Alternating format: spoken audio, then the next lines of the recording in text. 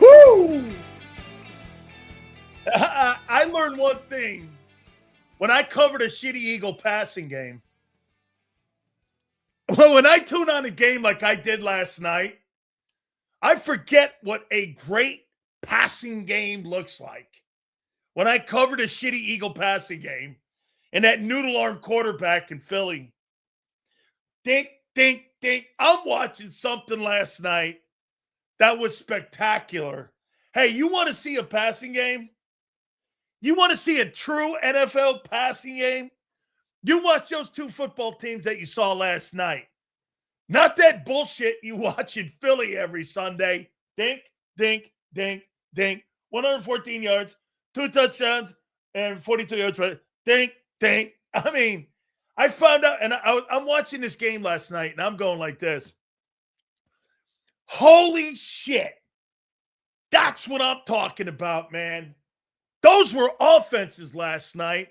Those are the two best teams in the NFC. And I would even make this comment to you.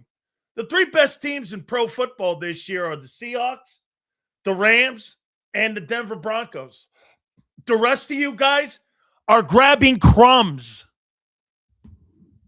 You're grabbing crumbs. That's how you throw the football around the yard. Dink, dink, dink, dink. Boom, down the field. Big plus 25 plays. Stafford was sensational last night. Absolutely great. One of those teams is going to win the NFC. You bet your ass on that, my friends. I don't buy the Patriots.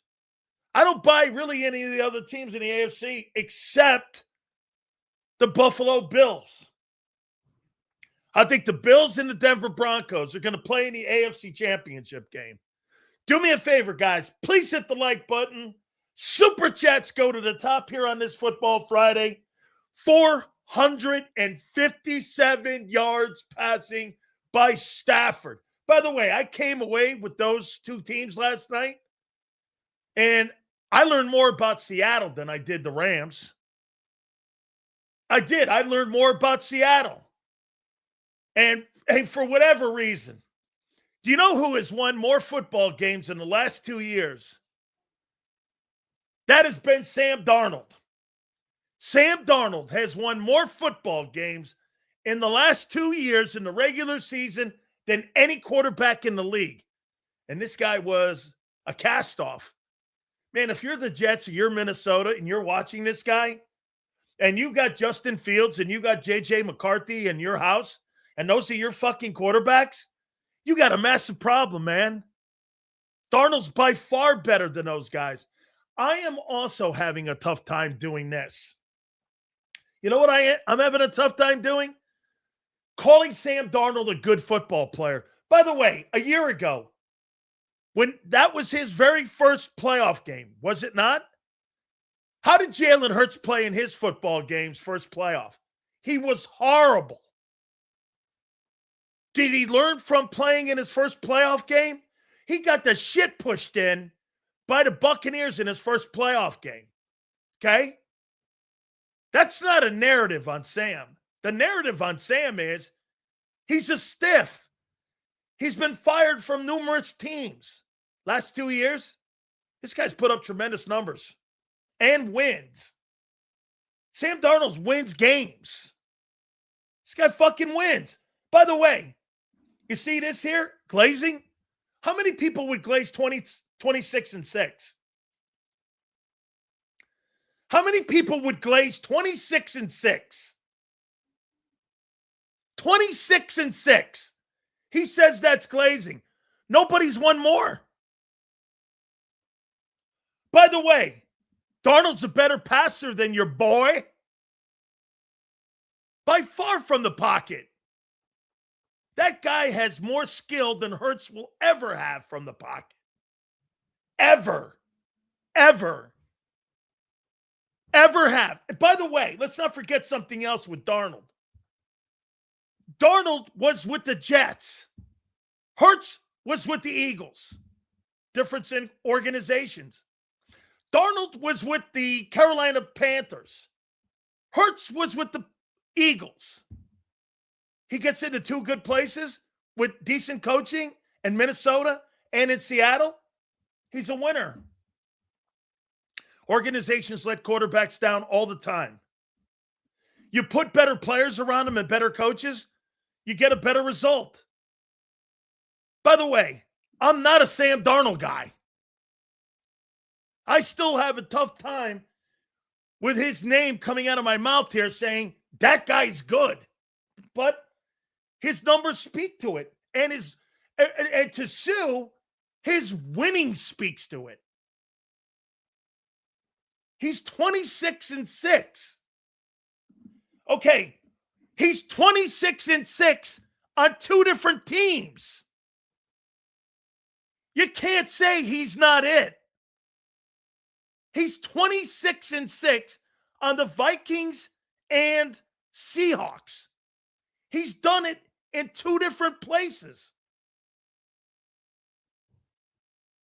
You show me another quarterback that has done that. Actually, two. Let's get it right, kid. I know you want to make your boy sound better, but he's not. Let me take a look. I haven't even looked at Darnold's overall numbers for the year. Let's see where he is. So in two different football teams, let's see what Sam Darnold has done this year. Let me see right here. Where's Sam Darnold? Darnold's third in the NFL in passing. Now, again, he's played one more game, obviously, than the rest because it starts week 16 off. So he's going to end up with 4,200 passing yards and 27 touchdowns. The picks are high. The 15 picks are high. You know what? That's never escaped him from his days when he was at Southern Cal. He turned the football over when he was at USC too. So, I mean, the turnovers a little bit, still high volume. What's his number of passes and attempts that he's going to have? That's not high. That's going to be around Jalen. Jalen protects the football better. But Jalen Hurts will never, ever throw for 4K. He will never throw for 4,000 yards. Let's see where he's at now. Let me see my man Jalen Hurts here, where he's trending now. He might be trending up more. He just might. Let's see here. Where's he going to finish the year? And all that depends on if he plays the last game of the year too. So he'll end up with about, that'll be a good year. 3,500 yards and 27 touchdowns and 7 picks. That's a good season, man. 482 attempts. And the key difference is the 7 picks versus the 15 picks with Darnold. 65 completion percentage. That's down a lot for Jalen. He's usually around 67, 68. Not horrible. I think it's been if he ends up with 27 TDs, he should really pad his stats these next at least 2 games. That should be a pretty good season for him. For a guy that really is not known for being a passer, that wouldn't be a bad season for him. So, again, winning is a quarterback stat for Darnold today. No. Well, if it's a quarterback stat for Hurts, it's a quarterback stat for him. Oh, for what? Well, then, if we're not going to go stats and winning, Darnold's 10 times better the passer. Hey, I'm helping you out, senor, because that's the only thing he has is a better team over Darnold. And he may not even have that this year. You're in a good quarterback unless you throw for an arbitrary number, I decide. Sills, arbitrary number? No. Welcome to the rest of the NFL. Taking advantage of the league today. Hey, bro, I'm not the only one that thinks that shit about your boy. You're groping Sam Darnold and crucifying Hurts. No, what I'm crucifying is your passing offense. It's terrible. Let's see here. Let's take a look at something else here. Let's go down this lane here. See again. I haven't really watched a ton of Seattle Seahawks football this year. So let me see something here. Let's see where the Seahawks are. Those are the 2 best teams in the NFC. Seahawks are 9th in total offense. Eagles are 23rd. Passing offense, Seahawks are 7th. The Eagles are 24th. Rushing offense, the Seahawks are 19th. The Eagles are 20th. Scoring, Seahawks are 3rd. Philly is 18th. Red zone, great number. Eagles are 1. Seattle 16th. Third down, Philly's 23rd. Seattle is, where are they? Where's Seattle here on third down? They're 18th. Kind of a wobbly offense. More wobbly than I thought. Okay? Darnold's played in one fucking playoff game, guy. If you're going to go by that, he's played in one playoff game in his entire career. Outrageous? It's outrageous to compare him to, Jalen Hurts' first playoff game. He was atrocious. You don't think he learned from that? I think Jalen learned how to play in the postseason. Bro, Seals, keep this receipt. Seattle is fool's gold. Well, wait a minute. Seattle's played consistent football all year long and in a better division than you. How's it fool's gold when they got to play San Francisco and the Rams? By the way, that earlier game, when Darnold threw 4 picks, they only lost 22-19. Wasn't like they were out of that ball game. They still had a chance to win that game late. Here goes Sills acting like Darnold's Tom. No, you're missing the point, dickhead. Sam Darnold, where he's come from, is an amazing story. To be 26-6. He was fired by the Jets. He was fired by Carolina. If I'm not mistaken, he was also in San Francisco. 3 teams. And I remember Kyle Shanahan going, this guy's good. He goes to Minnesota. He wins 14 ball games. He goes to Seattle. There's a great chance he's going to win 14 games again. This guy's got a shot to go 28-6 in 2 years. Yeah, you're right. That sucks. You're right. And he was not the number 1 overall pick. I don't think. Was he? Was Darnold the number 1 overall pick? Let me see. Sam Darnold was the number 1 overall pick in the NFL draft. Was he? With the Jets? I thought he was in the top 5. I thought he came out in the top 5. He was the first round, 3rd pick overall. Try getting your shit right, guy. Most of the time 90% of the time you're wrong. So, are you comparing a 2nd-year Hurts to a 7th-year Darnold? Apples to oranges. No. I'm talking about playoff experience. Okay? Darnold wasn't the number 1 overall. No, he was the 3rd player taken, of course. All right. So last night, I'm going to tell you something, and I'm going to give the Eagles some love here. I wrote down some quarterbacks that Vic Fangio's played against, and what gives me some hope for you guys that you guys get into a playoff. I wrote some numbers down. Let me take a look at last night's game. And I want to show you something. This goes into a favorable thing getting into the playoffs. You guys are getting in the playoffs. So let me go here. You had 581 yards by the Rams. You had 415. Okay? You had 457 yards. What is it? 415. Okay? You had 966 yards in total offense in this ball game. Well, I wrote some quarterbacks down that you've played against this year. Dak Prescott. Now, what did Dak do in that second game versus you guys? I didn't write down the second one. Let me see what he did. in the second game versus you guys. Let's see here. Cowboys, Eagles. The 24-21 where he came back. Okay, let's see what Dak did.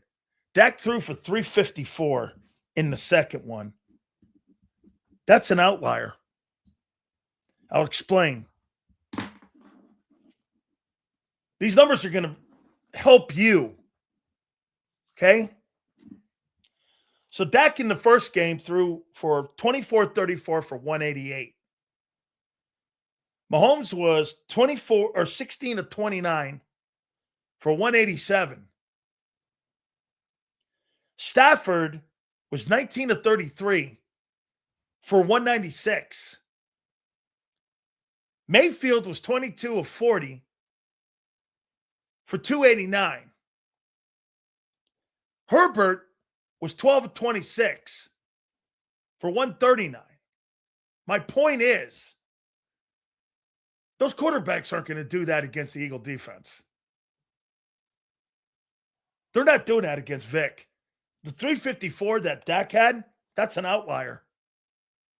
The only way you're going to beat a Vic Fangio defense is if you can run the ball. And if you can't run the ball now, Seattle had 170-something last night. That's what gives Seattle the best chance of beating Philly, is the ability that they had last night to run the ball. Running the football in third down was the key to that game. And plus, third down for the Rams was terrible last night, if you look at it. And then some of them penalties stopped drives. I don't believe any of the quarterbacks in the postseason, you're not throwing for 388 against or 457 yards against Vic. You're just not. Okay? You're not doing that. I don't buy that. The 354 Dak game, that's an outlier game. You know, I was watching it. I thought it was great offense, and it is great offense. But if you're going to play in today's NFL playoffs, you got to run the ball and you got to stop people. You beat Kansas City because of your defense. You didn't beat Kansas City because of your offense. You beat them because of the way you play D. And in the cold places that sometimes you're going to have to go, especially if you have to go to Seattle and Seattle wins home field, you got to travel 3,000 miles. When's the last time the Eagles have ever beaten Seattle in Seattle? Does anybody know? Okay. Yeah. Hey, I'm telling you, you're not going to see 457 on a Vic Fangio defense. You're just not. Yeah. Okay. You're not going to put that kind of yardage up on them. I don't believe that. You would have to prove to me that you're going to be able to put that kind of offense up on them. You know, listen, if what the Bears did and how the Bears were able to move the football, they didn't move the ball through the air. They moved the football through the ground attack. That's how they were able to beat you guys, is running the football. Again, like I said, Mahomes had 187. Stafford had 196. Shit, you kept the majority of these big-time quarterbacks under 200 yards passing. The only quarterbacks really to go over 200 yards was Mayfield and was Dak in the second game when they came back down from 21. So the last time you guys went to Seattle and won was 08. Not that shit really matters that much. I mean, you know, it doesn't. It's still a tough place to play, as is Denver. And I still think that's dude, Sills has selective memory again. Eagles beat Kansas City because of Hurts and his running. Bro, I can't stand Hurts, but am real. Plus, Kelsey dropped the interception. Though I'm not talking about Kansas City's quarterback. I'm talking about the Eagles' defense here. You're not going to see teams put up 350 yards or 400 yards in passing like you saw Stafford do last night. You're missing the point. You're missing what I'm saying. This favors the Eagles in the playoffs. Vic Fangio's not going to have what you saw last night happen to Philly. Philly's not giving 581 up unless it's 300 on the ground. The Achilles heel for the Eagles this year is the running game on both sides of the ball. They can't stop the run, and they can't run the ball. And this is why you're not a Super Bowl team. And this is why I say you're not. You can't run it. You can't stop it. You're not very good at stopping the run. Now, look, these next 3 weeks are going to make the numbers look a little better, but you can't stop the run. Good old lines take you to school. The Cowboys beat you all in both games up front. Hey, Sills, will the defense be the same or better when Carter gets back? How could it not be better? The Eagles are a playoff team. Bro, the Eagles defense is not a playoff defense. There's 5 new dudes there. Where are you getting that from? That's a brand new group with guys that have played in the playoffs. Your edge rushers are brand new. Okay? You got safeties and corners that are brand new. I mean, where do teams run the ball at Philly? Off tackle. They run at your edge rushers.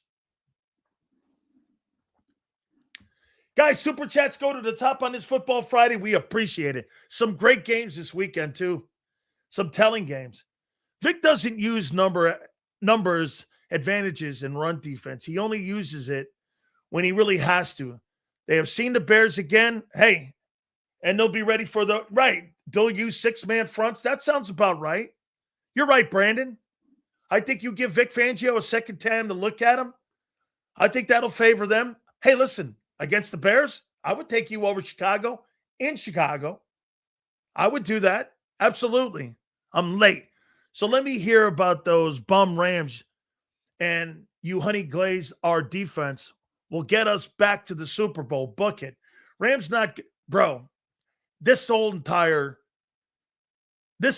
Super Chat that he's fucking putting up here is garbage.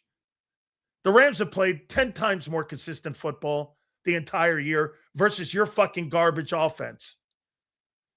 Okay, the only thing that has been getting better and trying to get better has been your defense, not that shitty fucking garbage offense who can't get out of their own way. Marshall, you can't run the ball and you can't stop the run. Plain and simple. I appreciate the super, though, dude. The Rams are superior to you. And so is Seattle. Give me a break. That shitty offense that you think the Eagles have, it's a shit offense. I mean, what are you talking about? This guy's making it sound like the Eagles have a great offense. Give me a break. Dude, you want to see great offenses? That's what you saw last night was great offenses.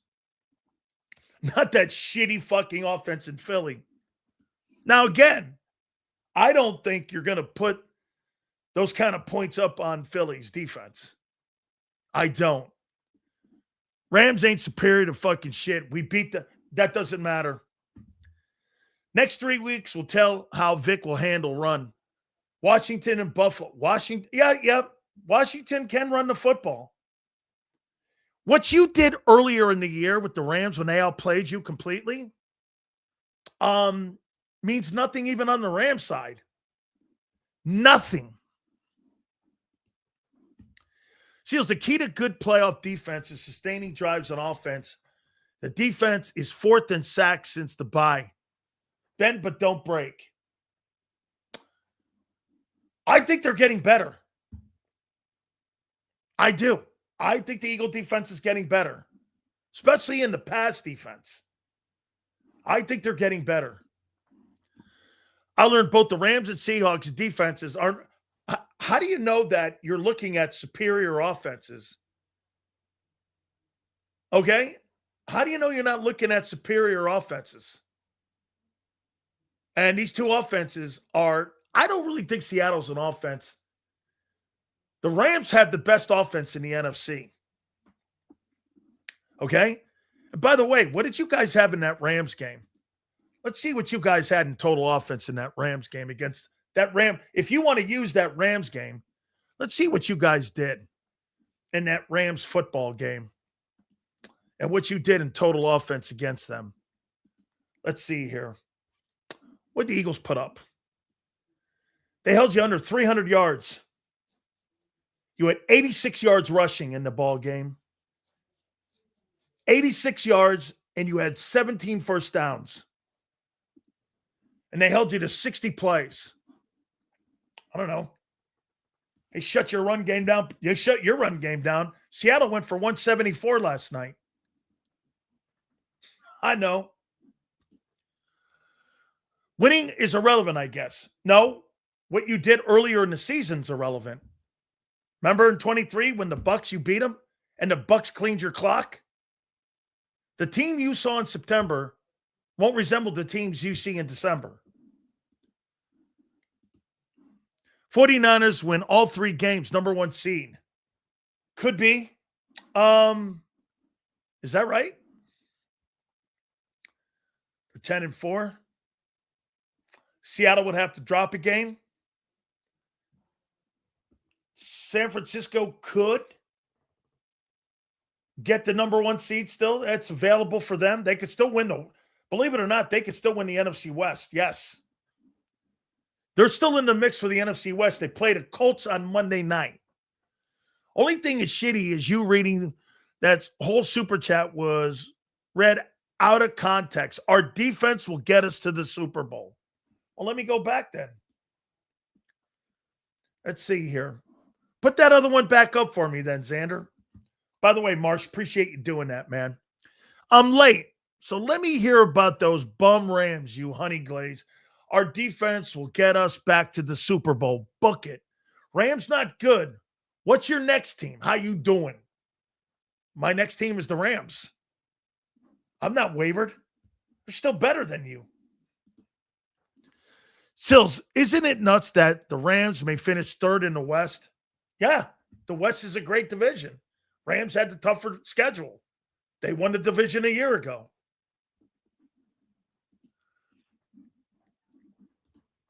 Seattle got a break last night. I've never seen that. That 2-point conversion play. So Darnold threw the ball, a lateral, and it went backwards or behind the line of scrimmage. It hit off of, was it Verse? Or it's Guy Blitzen or somebody. It hit off a Ram, and it went into the end zone. I got to tell you one thing I was always taught. I was always told by like Wannstedt and Jimmy, if you're a defensive guy, always grab and pick the ball up. You never know if it changes possession. Always grab it. That was well coached. You're always told on deflected passes, just pick the ball up. You never know. It could change possession, and it did. And they ended up getting the 2, and it was clearly the difference in the football game. Tight game like that, points have become a premium.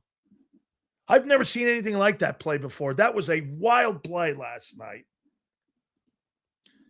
No, and it was the right call. It was a lateral pass. It deflected off a Ram, and it went into the end zone. Absolutely. I mean, no, it was a lateral pass. Lateral passes, if you rolled the ball laterally, the Ram guy could have picked it up and took it and scored. So when it deflected off him and it hit off him and it was a lateral, the ball's live. It deflected into the end zone, and I've never seen that happen like that. And it was the right call. It was a legitimate play, absolutely. I'm like, no fucking way. Sure enough, he touches it, makes it live. Now, if a Seahawk had touched it, it's dead ball. But since the Ram guy touched it, it became a live ball. And it went forward. Instead, usually it goes backwards. It went forward. The guy goes over, picks the ball up, and it's a 2-point conversion.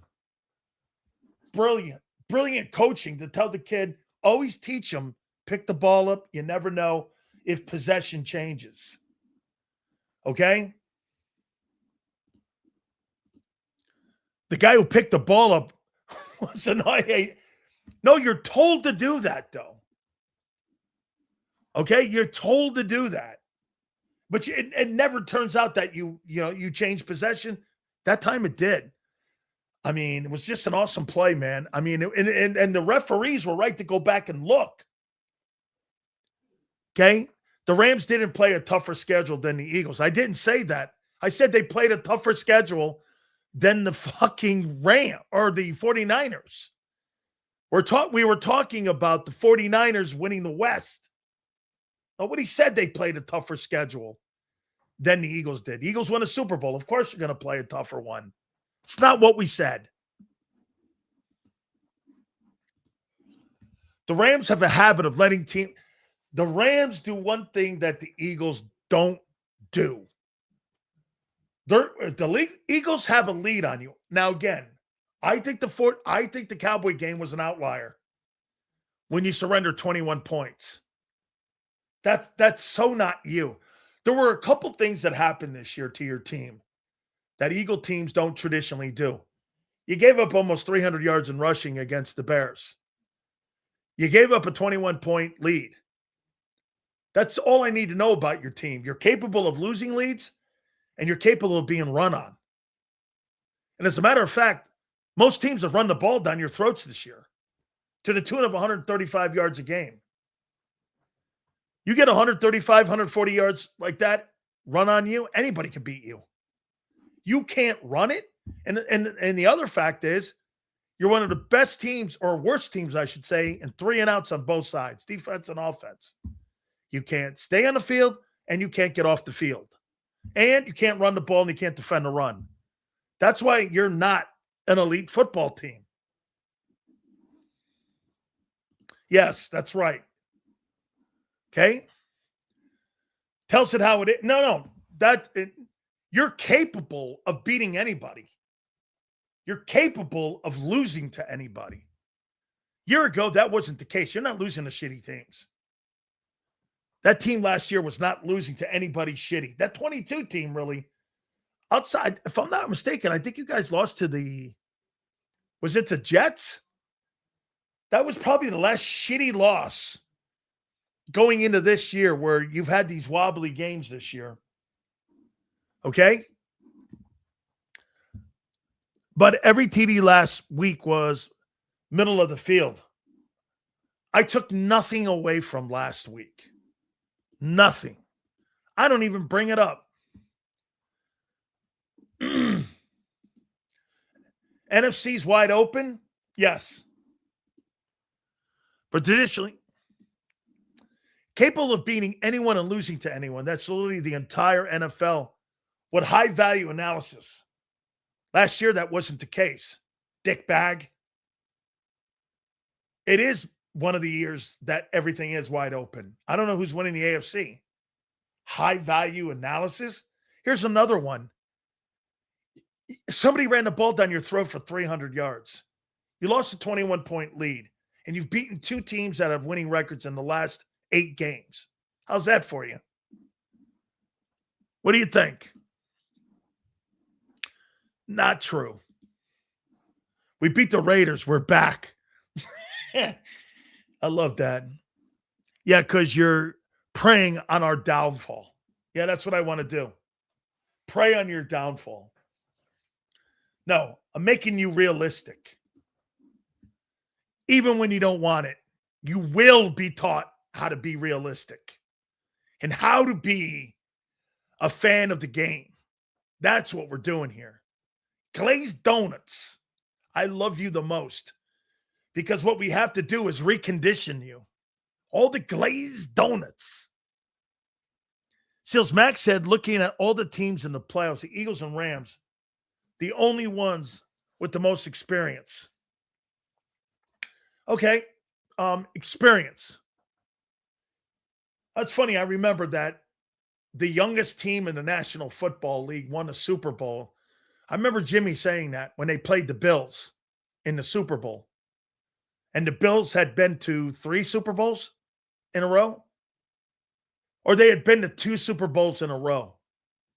And I remember Jimmy going like this. That team, every single guy on that Bills team had been to the Super Bowl 2 years in a row. And really nobody on the Cowboys had been to a playoff game. They put 55 on them. Better teams win. Better teams win. I don't care how much experience you have. Better teams win football games. Better players. You can have all the experience in the world. You can have, what's the word Xander uses? Pedigree? The Buffalo Bills have been to 2 Super Bowls. Cowboys kicked the shit out of them with the youngest team in the league because they were just better. I mean, better players. I don't give a fuck how experienced you are. Give me the better roster. Give me the better team playing better football versus the experienced team.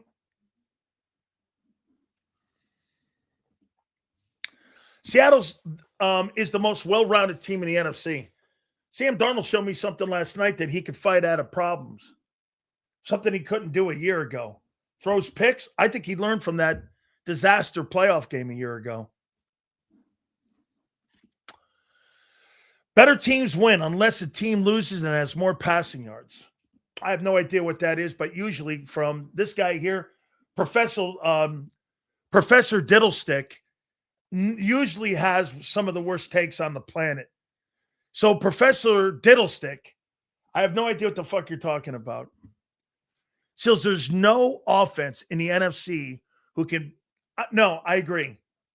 That's my point. I don't really think anybody's putting 500 yards on Vic Fangio's defense. I don't. Cowboys smoke Raiders. They're world beaters. Eagles smoke Raiders. I didn't take anything from it. You're ready for ESPN, dope pundit job. Here, how about this? Hey, Griv. I never said that the Cowboys were a fucking playoff team or a Super Bowl team. I said there's a shot they may make it. They got better. They improved. I thought the Cowboys would win 5 games this year. They improved. They became a better team. Nowhere in the world did I ever say that they were a team that's going to win the NFC. That's where I broke it down from. They got better. They beat you. They're getting better. They're trending up. Beating the Raiders or beating anybody for the Cowboys is a big deal. I thought you were a Super Bowl contender. The Cowboys aren't a Super Bowl contender. You are. There. Is that enough? And if not, sit back and listen and put your aluminum foil hat back on. Because I'm sure you fucking need a glazed donut. Let's see here. 5 games is improving from what? Well, here, let's see. Where are they now? Are they 6-7-1? They improved by winning more games than they did that I thought, and they beat you. That's improving. And they came back from 21 down to beat you. That's improving. I don't know what world you're from, senorita. The Eagles have higher experience than beating the Raiders. We're champions. Act like it. I like that. What's wrong with donuts? Absolutely nothing. Didn't the Cowboys go 12-5 3 years in a row? Yeah. Then they had to get and cut money. Zach Martin retired. They had Zeke Elliott was finished. They got rid of numerous guys in the O-line on defense. Yeah. I mean, bro, what are you talking about? I don't know what you're even talking about. I'm old enough to remember when Dan Sileo said Super Bowls are overrated. No, not overrated. It's the ultimate team goal. Players? Funny. What's that Sam Darnold thing? I want to show you something. Where was that? Let's see something here. I'm going to show you something. Sam Darnold's salary. Sam Darnold pay 2025. I want to show you something here. Let's see here. Okay. Here's what Sam Darnold's making. So he just signed a 3-year contract, and it's over $100 million. Okay? Look at what he has. Look at what his things are in his contract. Passer rating performances, completion percentage, passing touchdowns, passing yards. If he could take a team to the playoff, wins, playing time percentage. Nowhere in there, Super Bowl wins. Players aren't paid on that. They're not paid on that shit. When are you going to learn? As a player, you have no control of going to a Super Bowl. It's organizational. It's putting the right 53 together. You don't have to be exceptional. Look at Sam Darnold. To have a team sitting number one right now in the NFC. Look at this.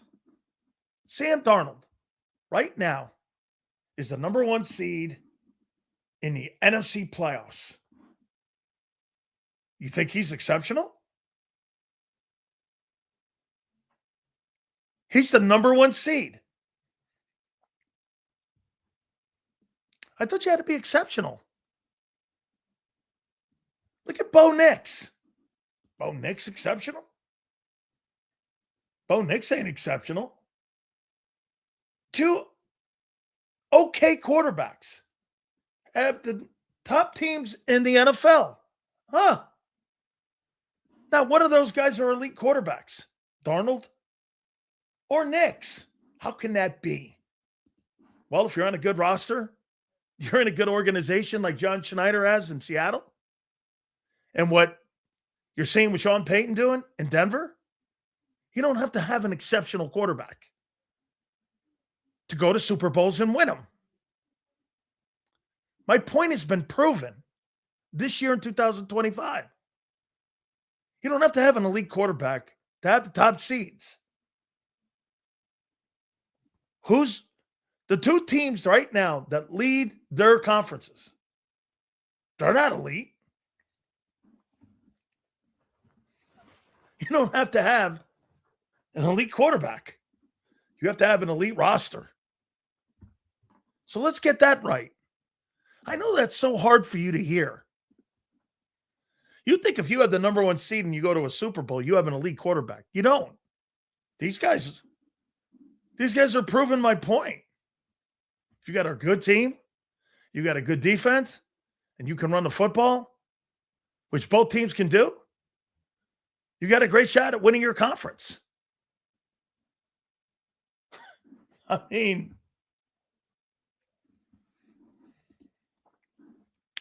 it's pretty much not choice these days in the NFL to not have an elite quarterback. Quarterback play in the national football generally sucks these days. Yeah, especially when it comes to progression reading. Darnold choked last night. Darnold choked last night. The Rams took the foot off the gas with back-to-back 3-and-outs. Darnold didn't choke. He won the game. Oh, by the way, Darnold choked. They took the ball out of his hands and they gave it to the running game, right? Kind of like your team. Right? Seals, the playoffs are a whole different season than the regular season. Yes, it is. In all seriousness, what is the criteria for an elite quarterback? Is it stats, wins, sex appeal? Well, the last one's stupid, but wins, of course, and talent. Dude, use your eyeball test. When you watch a game and you watch somebody like Matthew Stafford throw the football, do you see that in Philly? Do you see that quarterback in Philly? Stafford's a first ballot Hall of Famer. Stats, numbers, Super Bowls, wins, 67,000 yards. I'll make a promise to you. By the time Jalen Hurts is done playing football, he'll have half of 65,000 passing yards. If he's lucky. He'll have half that number. Have more elite quarterbacks won more Super Bowls than non-elite quarterbacks. That is a great topic. It's a freaking great topic. Great topic. Let's see here. That's a great topic, man. I love that. Love it. Let's see here. Let's see. Bart Starr 1-2. Elite? No. Namath? Elite. Namath had more losses than wins and more interceptions than touchdowns. But he played for the shitty Jets. Dawson, not elite. Unitas, elite. Greasy's not elite. Bradshaw's elite. Stabler's elite. Staubach's elite. Montana.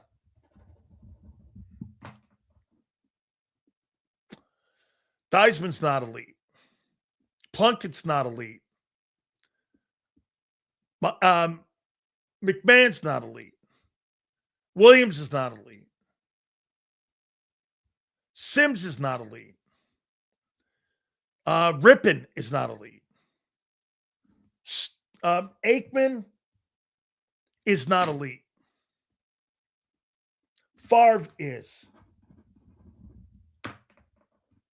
Manning is. Kurt Warner, not elite. Brady. Roethlisberger. Eli, not. Breeze. Russell, not. Foles, not. Mahomes. I'll make the point here in a sec. Hurts, not. Out of the 60 or the 59 Super Bowls played, 1, 2, 3, 4, 5, 6, 7, 8, 9, 10. There's been 10 elite quarterbacks. Elway, you're right. 11. You're right, 11. 11 out of 59. Rest of them are not elite quarterbacks.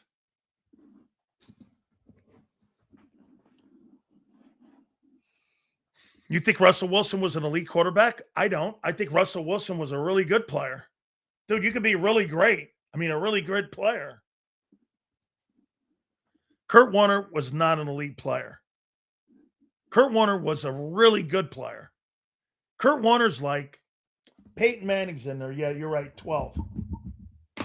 Eli's not, but Peyton is. There's 12 dudes out of 59 Super Bowls. Okay? Stafford, true gunslinger, especially in this young days when he was up in Detroit. The kid was crazy. Crazy great. By the way, remember there used to be an argument when they came out of college? Tebow versus Stafford. Tebow owned Stafford when he was at Georgia. I don't know if he ever beat Tebow. But there was a conversation that Tebow was the better player coming out of college. And I remember I went to those Georgia and Florida games because I covered them. And I'm like, there's no way in the planet Tim Tebow's a better football player than Matthew Stafford. That just wasn't true. That's just not true. And it's turned out to be that way. Those two guys came out of college, I think, the same year. I think Stafford may have been the number 1 overall pick. Okay? Russ was a Bear. That's why get this. No way, man. Hey, did you see Beast Mode last night on Prime Video? How many times did they beep him? He was fucking classic last night. I mean, they were just like muting him because he's just dropping F-bombs. I love that guy, man. I love him. But when Marshawn Lynch left Seattle's football team fell to pieces. They never were able to get back to the Super Bowl. They were never able ever to be an elite team again because they had the Eagle mentality of what you guys do today. Back then, they ran the ball. They played tight defense. They had that Legion of Boom, and they ran the ball. Just spectacular players, man. What makes Namath the leak? Because he made a guarantee? No, because he was one of the only players in pro football to take that gamble and go to the AFL and go to a team that was basically an expansion team. That's why.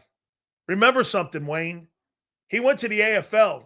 He was supposed to go to the St. Louis Cardinals. And instead, he went to the AFL. Was cast-offs of the NFL players, and it was all expansion.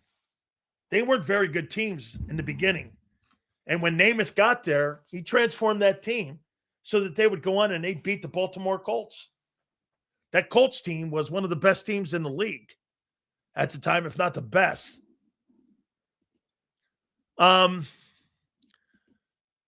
Sills, you named 12 elite super. Okay, super elite quarterbacks? Well, yeah, that's what we were talking about. Some of those other guys were really good players. Greasy and those guys. Hey, Bob Greasy threw the ball 12 times a game. I mean, funny. In 1973, Bob Greasy threw the ball 12 times a game. In 2025, Jalen Hurts throws the ball 12 times a game. I said Favre was elite. Brett Favre is an elite player. How could you be elite when you have one of the shittiest passing offenses in football? How can you? If it wasn't for that horrible call, he'd have 2 Super Bowls on his way to the Hall of Fame. Bro, it's not going to guarantee. Now, I think it would probably make that call if he does. Let's see how he plays it out, though. I've named numerous guys that have won Super Bowls. Favre was an MVP at the time he was elite. Jalen Hurts, will he ever get close to winning a most valuable player again? Never. 22 was his last shot. He's not going to win an MVP regular season. It's not going to happen. 22 was his best shot. He's not going to get close to that again because Nick Sirianni wants to run the ball. They don't want to throw the ball. He's not going to be in that conversation. I said who won Super Bowls. So there are Hall of Fame quarterbacks who are not elite. How does that work? There are Hall of Fame quarterbacks. Okay, do you think that Troy Aikman was a beneficiary of being on a great team? Or do you think that in his time, would you take John Elway or Troy Aikman? Real zeal, who would you take? Would you take Aikman over Marino? Would you take Aikman over Montana? Those are all Hall of Fame guys. He won 3 Super Bowls.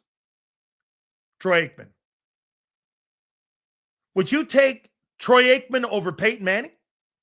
He's won more Super Bowls than Peyton Manning. Would you take Aikman over Warren Moon?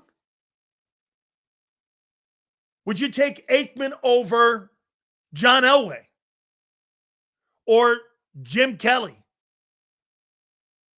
He's not better than those guys. He was a product in the environment around him. I think Troy was, I would never take a guy who carried a franchise on his back. Again, these guys are all subject to the organizations they play for. Warren Moon was in Houston. Threw for 70,000 yards.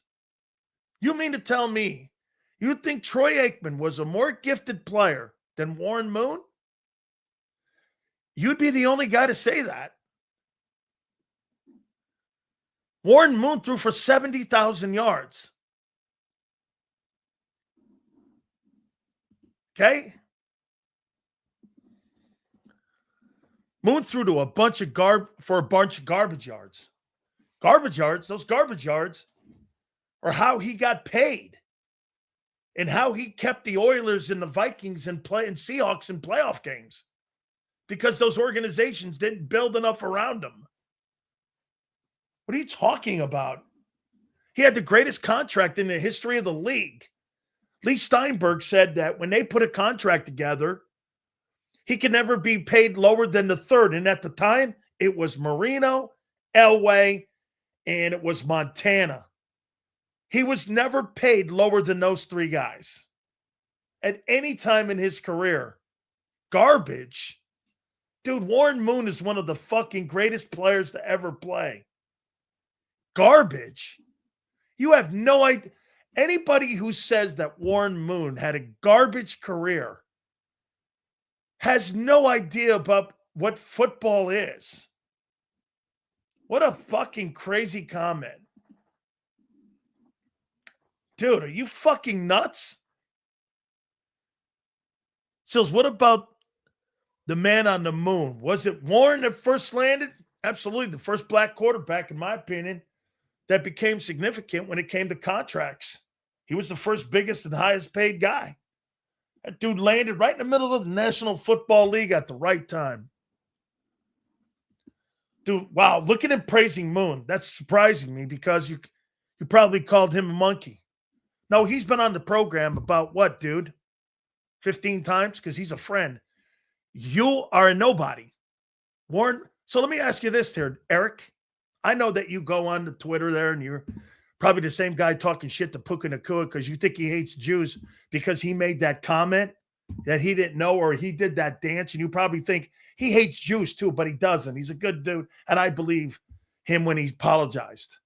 But you probably think he's probably a Jew hater too, right? He's not. He made a mistake.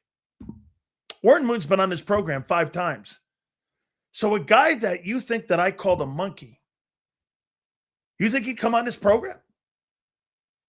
He's been on 5 times, and he's a personal friend of mine. You think I called my personal friend a monkey? And do you think he believes that? Do you? Eric, why would somebody like Warren Moon, who fought racism his entire life, come on my program?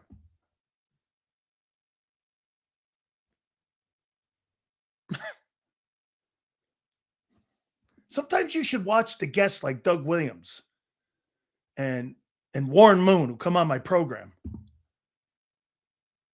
These guys aren't friends of mine because they're black. These guys are friends of mine because they're my friends. They're my friends. I played against them. We've gone out together. Okay? Of course you do. But then again, you don't know anybody who knows me. You don't know any. And by the way, I guess you think I am because I'm critical of Hurts. That's low forehead brow thinking. Doesn't surprise me. Bro, you think you're frightening me off from being critical of Hurts or anybody in this league? You have the fucking wrong guy and the wrong show. We do not hide under our desk at all. That ain't happening. That ain't happening. You think that? You ain't beating me down to sit there and not be critical of somebody there. Let me move this back over here this way here. Got to get the Jerome Brown jersey in there. That's what we got to go here. How you doing? How you doing, my friends? Canes on Saturday. You bet, man. Okay? Yes, sir. You bet I'm prejudiced. I'm prejudiced against douchebags like you, fuckbag. Okay? Let's see here. I don't agree with Sills a lot of the time, but Sills ain't no racist. Get the fuck out of here. How you doing? Guys are great. I haven't even gotten to my topic yet. Big Z will join us at 3:30. Mike North at 4:30.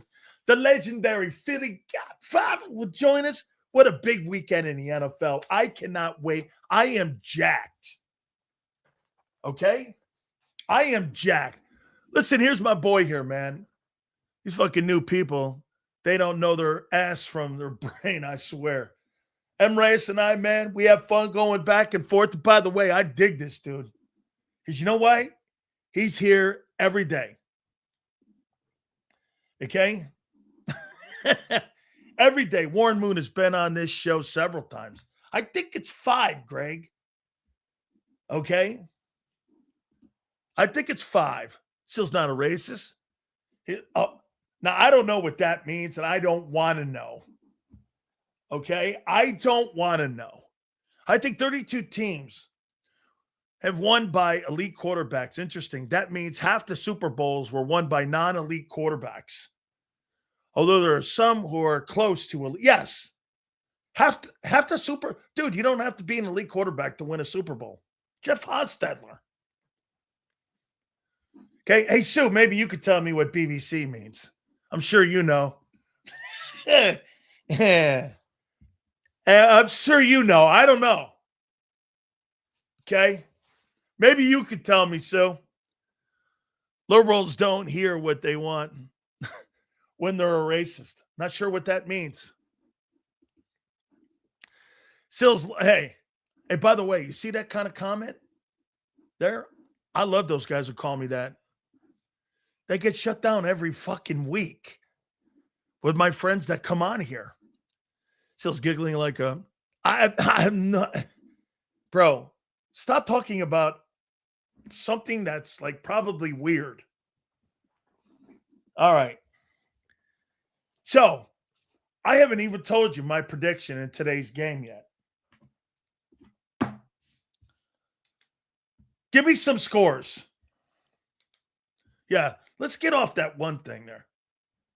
Give me some scores to this game. Not you, M. Reyes. You're not allowed to give your scores anymore. I'm going to block your ass. The British Broadcasting Company? Now I'm really lost. Please don't tell me. Okay? I really don't want to know.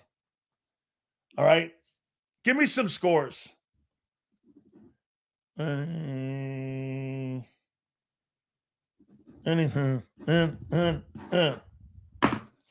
right. Well, 31-16, 20-13, 30-10, 35-28 Bama. Oklahoma's got a good defense. Birds 27-16.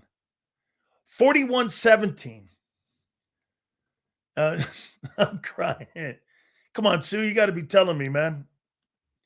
You got to tell me what BBC means, Kim. I'm sure you know. 10-6. 27-9. 34-10. All right. Washington can run the ball. They're going to make a few plays. Mariota may make some plays in the game, but man. Is Terry McLaurin playing at all? Is he out there? God, I mean, their running backs are pretty decent. They're one of the better running teams in the league. They're just terrible on defense. He played last week. Man, I got 33-17. I don't see it. I don't see any place. Hey, you get 33-17, and there could be 2 defensive pick sixes in this game. I don't know. I mean, you know what? I'm going to take that score back because I think when they get a substantial lead, like 21-0, I think the Eagles are going to shut it down. Why would I give people tape? And I would just play as vanilla as I can and keep and you know what? I'd have a ton of 3 and outs and let my defense play football. Get a lead, 21-0, and just shut it down after that. Hell, I'd take Hurts out in the top of the third like they did last week. Now, you might want to keep him in depending on what his ankle is. But I think once you get up on – I think you're going to get up on them 21-0. And I think you're going to coast. So I'm going to drop down off of 30. And I'll go down to 28. Probably get a garbage touchdown somewhere, I guess. 17 points, I think, is too rich, so I'm going to roll that back. 28-7. Something like that. I think probably, I mean, do you hold the Commanders under 200 yards in total offense? Probably. 250 maybe, 220. I don't see where the Commanders are getting their offense from. 28-7, 28-10. I'll give you a field goal too. This is such a hard game to look at because I don't think the Philadelphia Eagles, I mean, you're not going to keep the gas pedal going. Once you get a big lead, you're going to throttle it back. 28-10. I'll land there. 28-10. Complete domination. Washington will probably win the last one if it doesn't matter. Unfortunately, that'll mean that the Eagles went 3-3 in the division this year, which is crazy. The Eagles are going to win the division with a 3-3 division record. And the Cowboys would have a better division record than you. Crazy. But that's what it looks like it's going to roll down to. And because you're surrendering the final game if you have to surrender it, which I don't know yet, depending on how the Seahawks and the Rams and the 49ers, how they play. I would also think, too, I mean, the Bucs can't catch you. The Bucs are slammed, or Carolina is slammed into that 4-hole. So, I mean, they're not moving it. The winner of the NFC South would be the fourth team in the playoffs. It's going to determine Seattle, Rams, Packers, Bears, still determined on that 2 seed. I still think that there's a 2 seed. Okay? But my man, NFC East used to be the toughest division 20 years ago. Jason, I don't know if you know this, but the NFC East, I think, is the only division in pro football that every team's won a Super Bowl. I think that's the case. Okay? I think they're the only division in pro football that has a team that's won a Super Bowl. So, I mean, every single team, you're right. Okay? I mean, used to be Eagles going to the NFC Championship at least. Sorry, Sills. Maybe. Sills, this entire chat needs you to formally address Trey Donnell's profile pic. Well, I got to see it. Sills, do you think the Eagles play McKee week 17 and 18 if the Bears win Saturday to improve his trade value? Who says they want to get rid of him? Okay? Who says they want to get that looks like my Grandpa Rhoda. Hey, Betty, are you in here? That picture looks like my Grandpa Rhoda. My Grandpa Rhoda looked like that. That's awesome. I love that picture.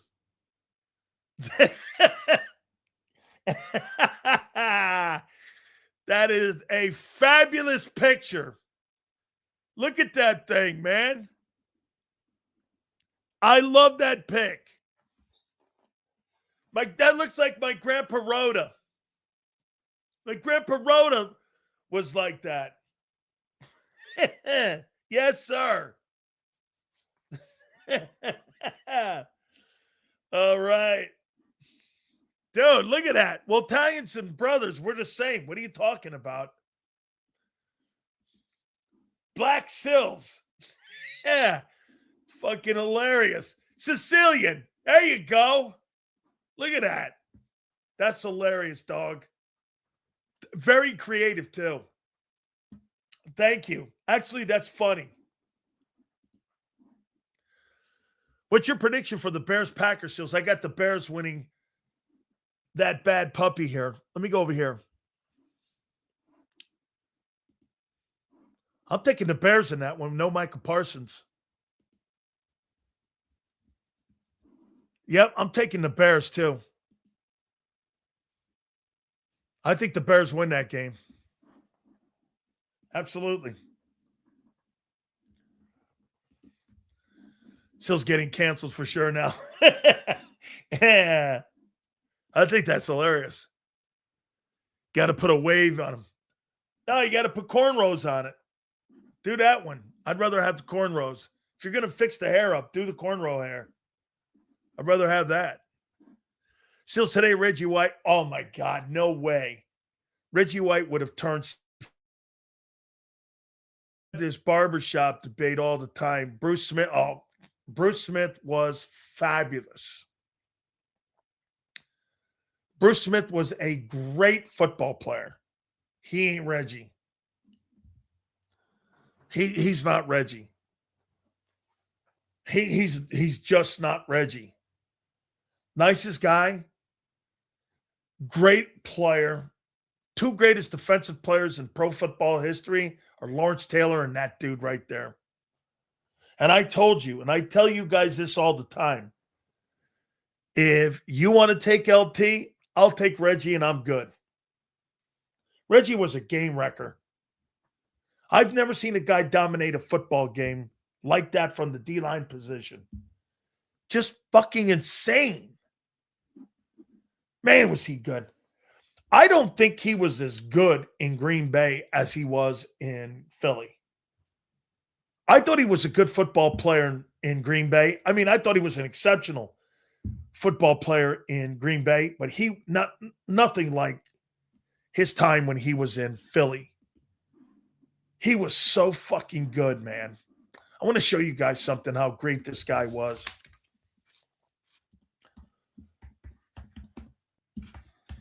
God, check this out. When he first got to the Eagles, how many times did he make All-Pro? 13 times he made the Pro Bowl. Look at this shit. Pro Bowl, Pro Bowl, Pro Bowl, Pro Bowl, Pro Bowl, Pro Bowl, Pro Bowl, Pro Bowl, Pro Bowl, Pro Bowl, Pro Bowl, Pro Bowl, Pro Bowl, Pro Bowl. Every year he played almost, except for one. His last year, he didn't make the Pro Bowl. First team AP, first team AP, first team AP, first team AP, first team AP, first team AP, first team AP, first team AP, first team AP, first team. I mean, come on, man. Defensive player of the year, defensive player of the year. Look at these sacks. And I'm going to show you something else. In 12 games in 1987 during the strike, I was in the league, Hen. In 12 games, he had 21 sacks. Reggie would have had 30 sacks that year. When he got to the Eagles, 13, 18, 21, 18, 13, 14, 15, 15, 15, 13, 12, 11. I mean, too much. 1 year, the year he had 18 sacks, he had 133 tackles. Next year, he had 140.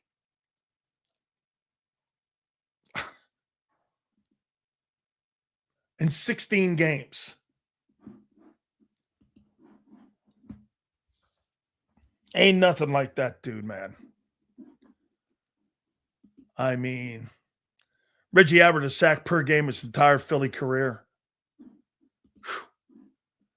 Thoughts on the Bears playing in Indiana? I can't wait to talk to Mike North about that. I know. I heard that. They've even expanded it out. Does the OC have an impact on a quarterback being elite? Great question. My friend, how do you think Josh McDaniel has done with Drake May?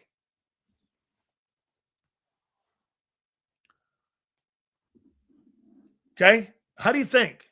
A lot? I do. My brother from another mother. Yo, Sills, what are your thoughts on the All-American edge rusher out of Rhode Island, AJ Pena? I think he could be a good pro. Let's see him in the combines, and let's see him also at the Senior Bowl.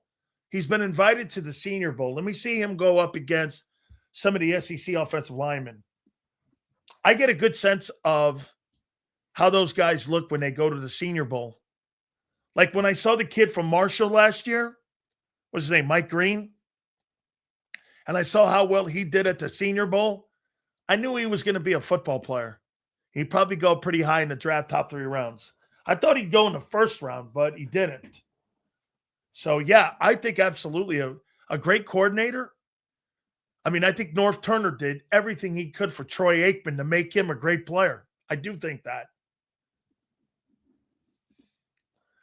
A quarterback would never have a chance. Right, if he doesn't have I think quality coordinators are important. Tom Brady says it all the time.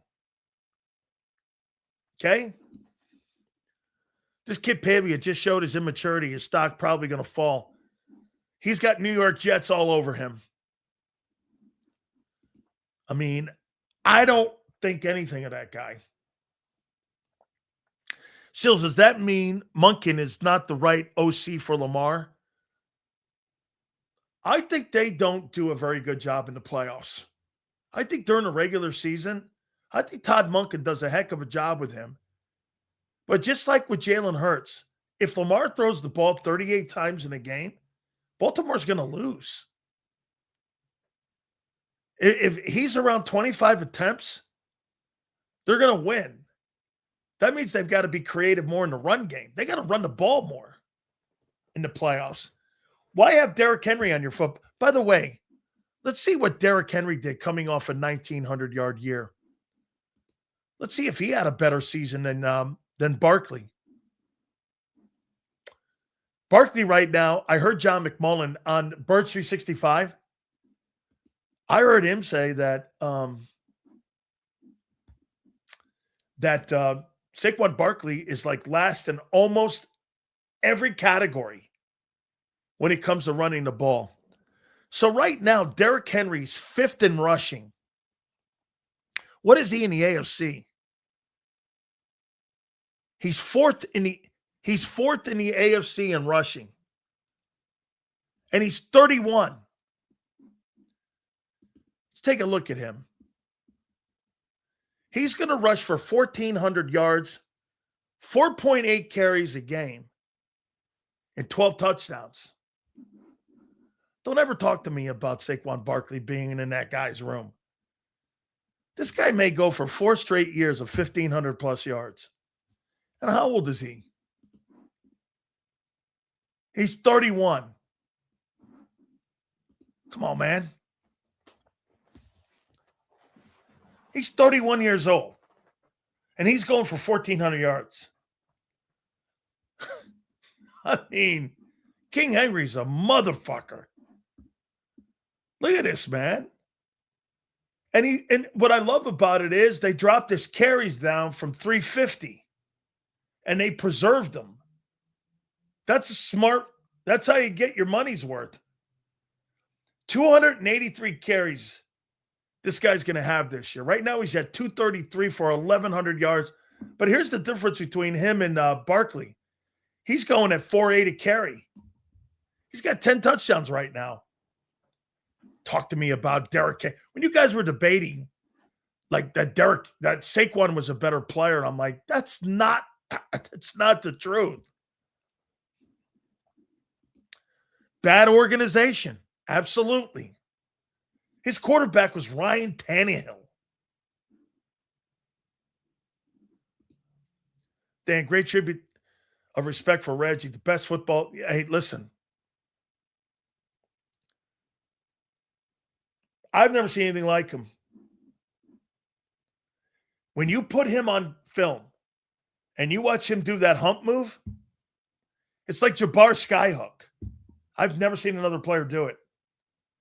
I've never seen a football player from the D-line position. Aaron Donald. Come on, man. Aaron Donald's a really great player. Hall of Famer. Reggie White? I don't think so. Like Reggie White was feared. When you saw that dude walking towards you and you saw 92, you were like, holy shit, that's Reggie White. Just amazing. He's awe-dropping. Like the players I've met in my life that made me go,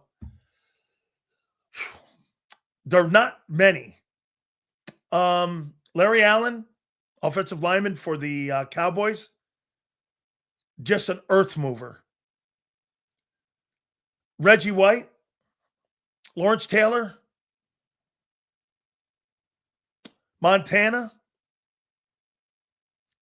I mean, Brady never really made me look like Montana was just like, you're like, incredible. Montana played with one Hall of Fame player in offense. I told you before, he won a Super Bowl without any Hall of Famers. It's tremendous. So looking like nobody from the Eagles defense will make. No. I think Q and Coop are going to make it. Oh, they're getting snubbed in the voting? Players will vote them. Players will put them. Q gets disrespected because he's in a zone. I tried telling you guys that.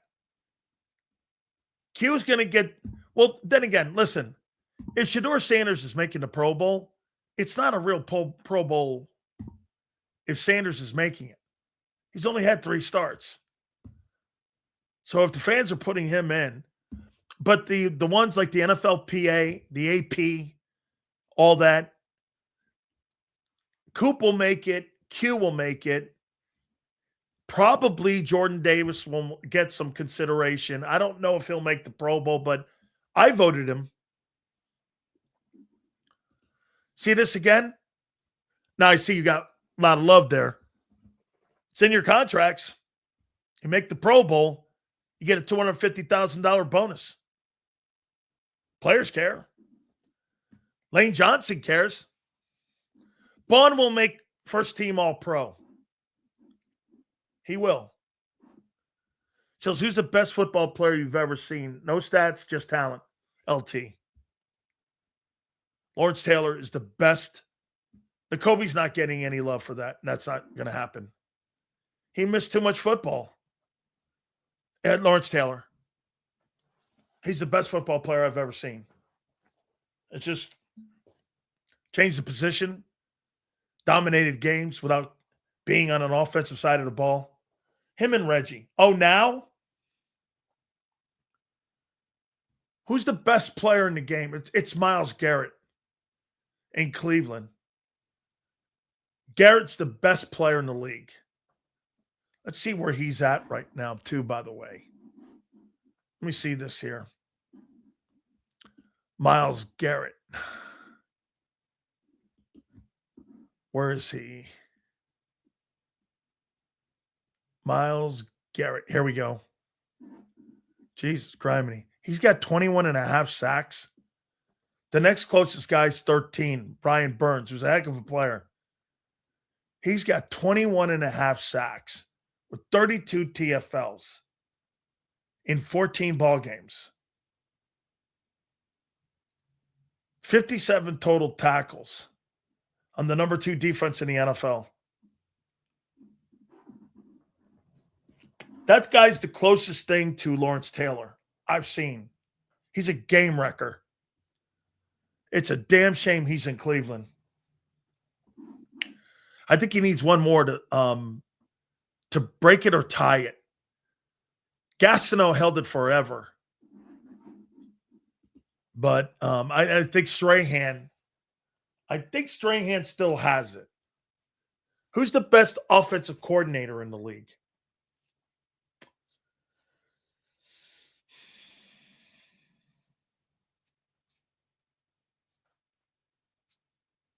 Man, I like that guy, Ben Johnson.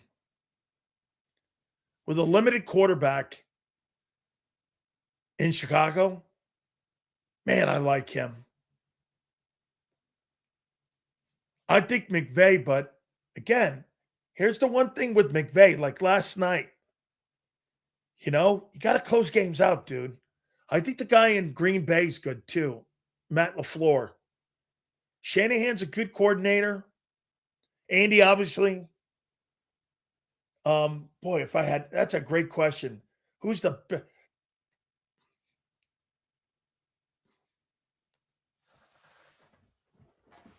I had to pick an offensive coordinator, the best coordinator defensively is Vic and Spagnuolo. I would put those two guys in there.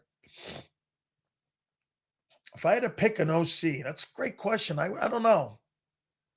Is it developing quarterbacks, offenses, winning games?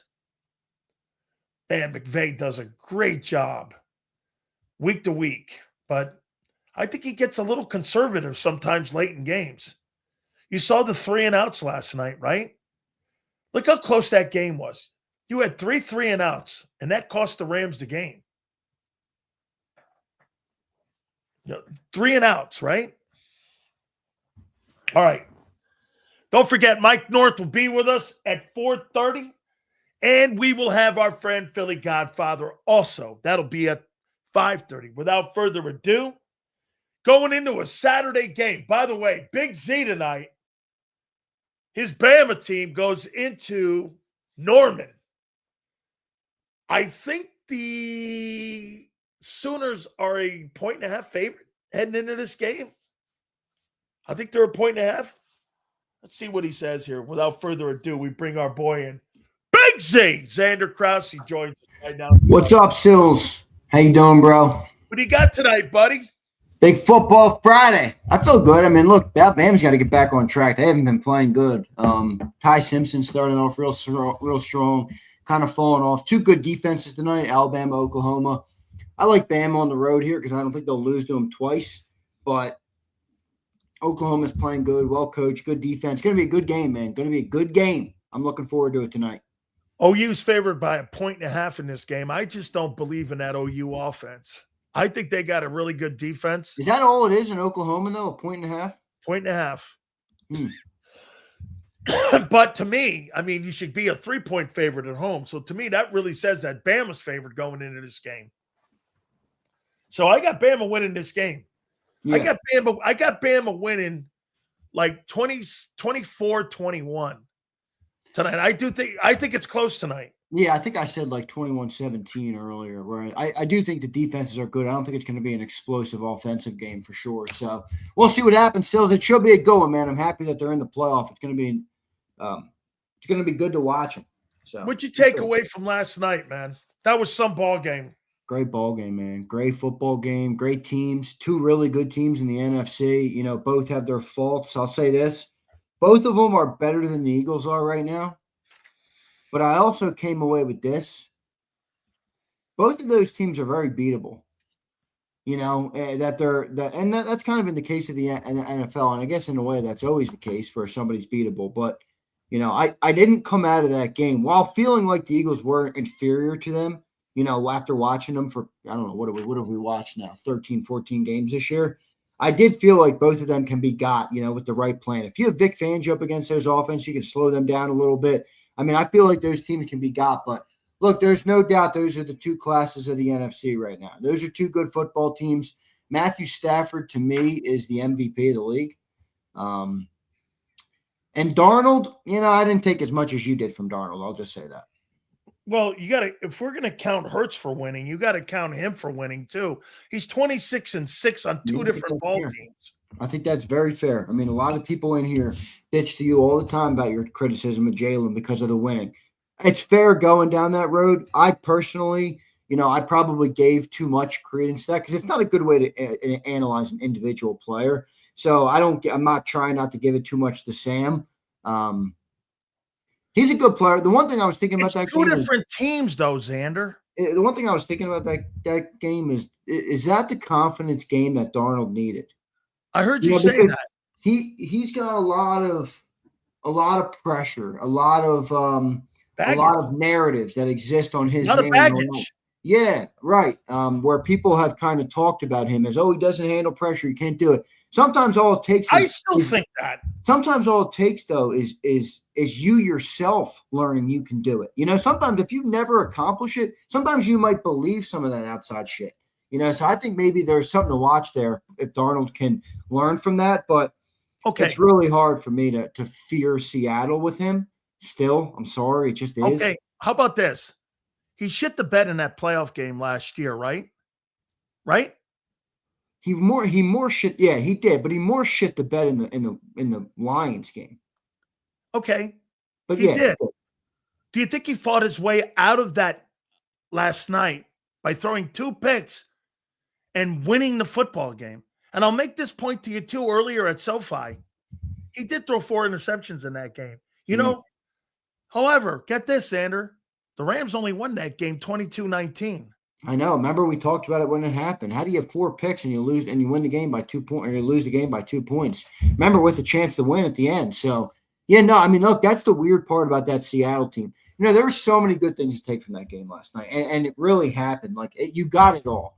Beginning of the game, I'm watching, and I'm like, holy shit, the Rams are cooking this team. They were moving the ball up and down the field like clockwork. Defense was getting stops. Darnold wasn't really doing much. He was like 3 for 5 in passing to start the game. Good. Didn't really do a whole lot. They had that big explosive play that got them down into the red zone, but outside of that, they didn't really do much on offense. Yep. And I'm sitting there and I'm like, man, look at how important red zone defense is. You know, if you get a couple stops in the red zone, even with the way the Rams are moving the ball, you can stay in a game. And this is why the Eagles are always in games, because they got great red zone defense and they got great red zone offense. And then as you keep moving through the game, the Rams go up big after going down. I think it was 14-13. They go back up 16-14. Then they get 2 touchdowns in a row and they're up 30-14.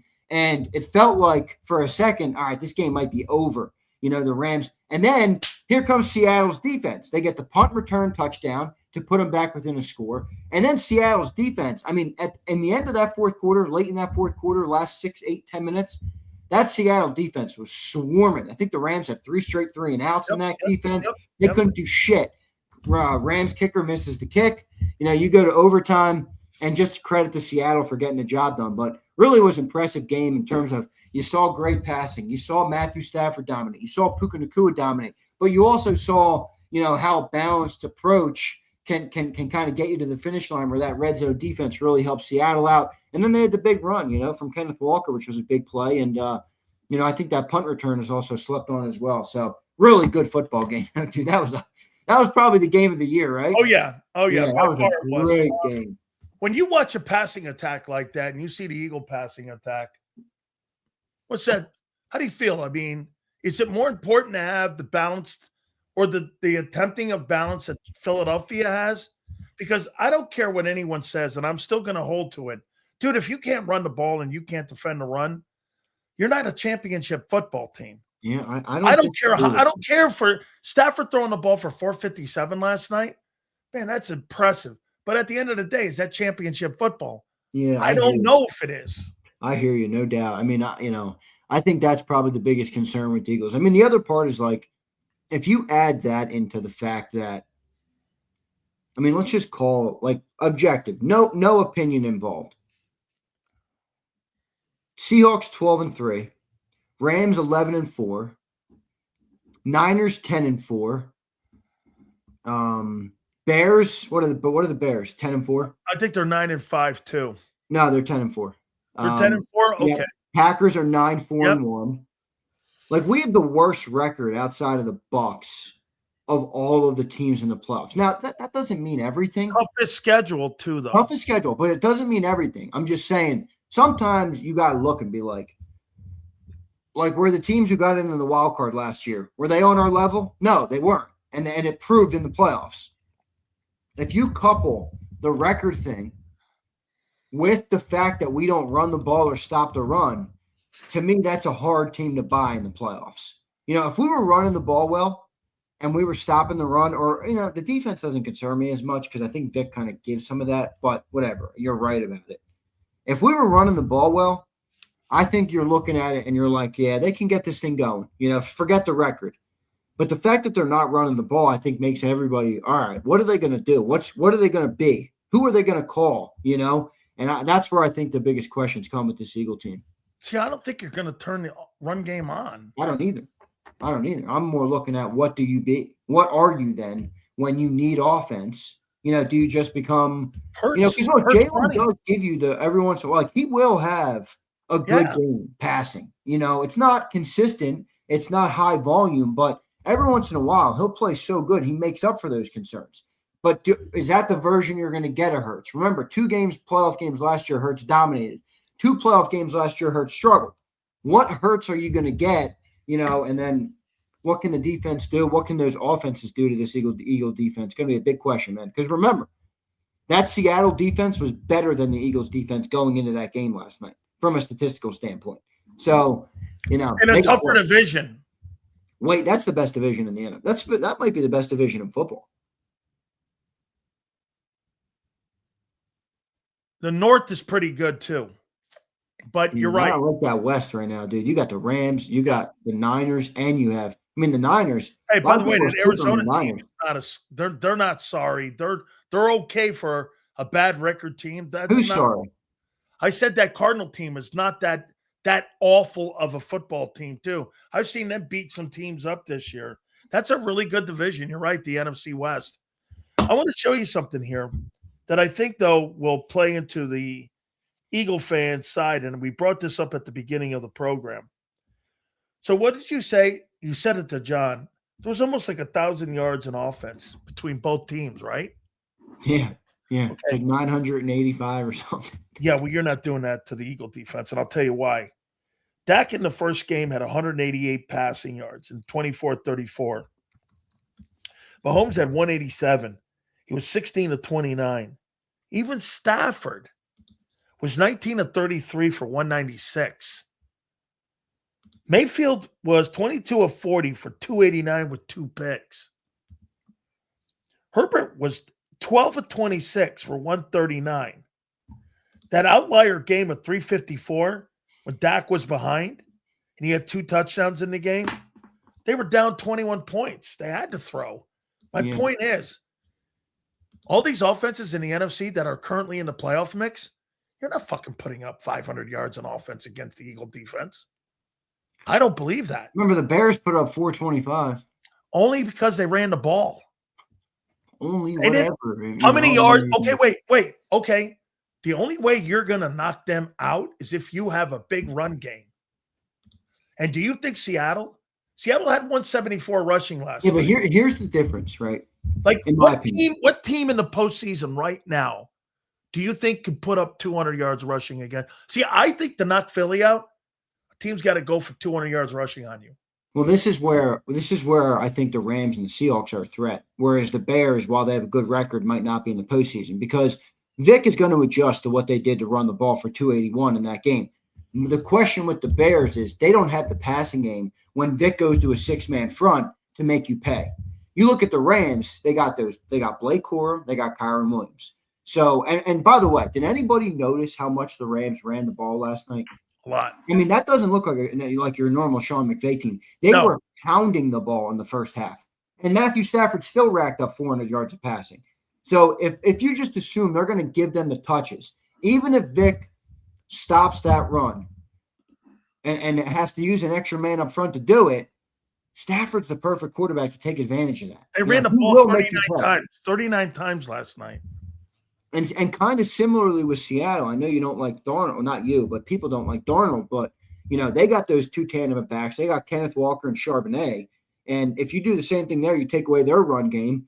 Can Darnold, make you pay in the passing game? I don't think Caleb can, but I think Stafford can. In fact, I know Stafford can. So I don't know. I mean, that Rams going to be a tough game. That Rams team will be a tough team. I'm happy they got to go on the road, though. That helps the Eagles a big time. 88 plays they ran at Seattle. He had 49 passing attempts and 39 rushing attempts in that game. And the Rams lost. You had 581. Yeah, I've never seen sleep today, dude. What? Rams are losing sleep today. They had 500 yards of offense almost. They had 40 minutes of play. No turnovers. Yeah, I mean, they were 3 for 6 in the red zone. No turnovers. I mean, 225 from Puka Nacua, over 400. What was it, 450 for Stafford? They're not happy. That was a bad loss. The fact that they lost that game is pretty wild. I want you to do me a favor right now. Get a pad and pencil. Okay? I'm going to ask you How this much here. pad do I need? I got sticky notes. Get a piece of paper here, okay? All right. All right, Yeah. you ready? Yeah. NFC. I want you to rank me the quarterbacks that are in the current playoff picture right now. All right, let me pull up the playoff picture. Okay. So we got Seahawks and Rams have qualified Seahawks already. and Rams. Then you got Bears, Eagles, Bucks, Niners, Packers. Correct. All right. So what are we doing? Ranking the quarterbacks? I want you to rank the quarterbacks this year off their play. Okay? And I want you to rank them 1 to 7. So as we do these ranks, I think the Eagles might have the best defense of these 7 teams too, which is going to be a big factor. All right, 1, Stafford, easy money. Stafford's best quarterback in football right now. I think Stafford's number 1 quarterback in the playoffs. Number 2, probably Jordan Love. Jordan Love's played well this year. Okay, right. Love. Go Jordan Love. Go Jordan Love at 2. Okay, I'll go there. 3, where are you going? I'd go Love. Are you on board with me? Yeah. You want to do this with me, or am I doing it for you? No, I'm doing it with you. All right. So did you have the same 1 and 2 as me? Yeah, I had 1 and 2, Stafford and Love. All right, 3. Probably looking at Darnold here. Sam Darnold. Absolutely. Okay. Yeah, you got to go Darnold there. Can't go Hurts there. Hurts hasn't played well enough consistently this year. Okay. Number 4. 4. You got Purdy, you got Baker, you got Caleb, and you got Jalen. I mean, HKP, you're saying Z. No. All right, who do you got ahead of him? Purdy, Jalen, Baker, or Caleb? Darnold is 2, not 3. I don't know, dude. Jordan Love's playing real good right now, Akbar. Of course he is. Jordan Love's playing real good right now. Who's 4? Is this who's played better this year, or is this who I trust? Because this is it. No, I didn't ask you who you trust. Okay, because that's a different list. Okay. That's a way different list. Playing better this year in 2025 of the current playoff teams right now in contention and right now that is in. Now, this could change, obviously, after this weekend by seeding, and some teams could potentially get knocked out like the Bucks, and then you would have Carolina and Bryce Young in. So, okay. Who you got it for? Exercises this year, guys, not previous years. Exercises this year. Who you got it for? This year. Who you got? This year, right now. You're not going to tell me. You're waiting for me. Who you got? At number 4.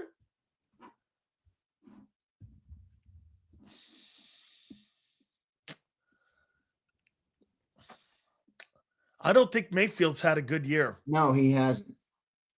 I think he had a great start. I don't care about the start. I don't.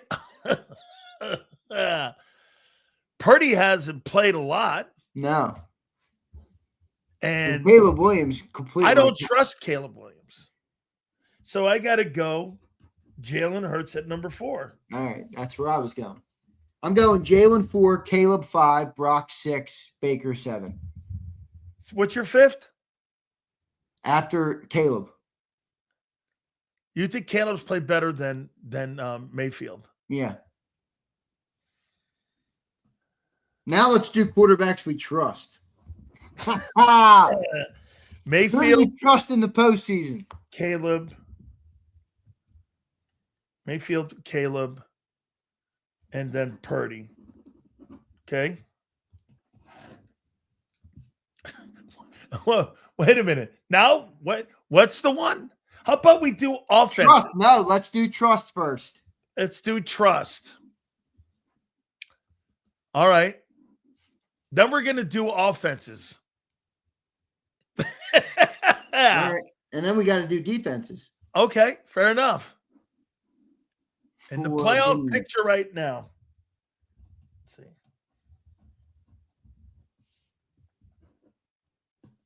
All right, I got my trust list. Trust list. I got my trust list. All right. I'll give you my trust list. Go ahead. I got Stafford 1. Stafford 1, me too.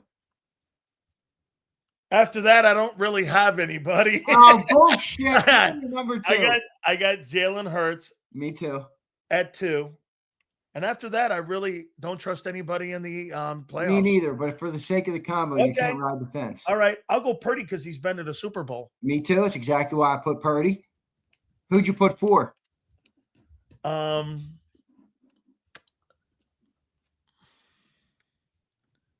going to put Love. Oh, I don't have Love at 4. 5. I'm going to put Baker. 6. Oh, wait a minute. No. Let me take that back. I'm going to take Baker out, put Darnold there. Oh. Then I'm going to put Mayfield and then Caleb. So here's my list. Stafford 1, Hurts 2, Purdy 3, Love 4, Darnold 5, Mayfield 6, Caleb 7. All right, ready for mine? Yeah. You're gonna hate mine. You're gonna hate mine. 1, I got Stafford. 2, I got Hurts. 3, I got Brock. 4, Caleb Williams. I've never seen it. I don't know. It's unknown. I watched Jordan Love throw 3 picks in the playoffs last year. 4, I got Caleb. 5, I got Baker. 6, I got Jordan Love. And 7, I got Sam Darnold. The winningest coach, the winningest quarterback in 2 years. Dude, you got shits the bed. Okay. In one game. I don't give a shit. Okay. I don't give a shit. And it wasn't one game. He It lost. No. It was one playoff game. He's only had one playoff game in his career. He's had one playoff game. Dude, Vikings versus Lions last year. That's not a playoff game. January 7th.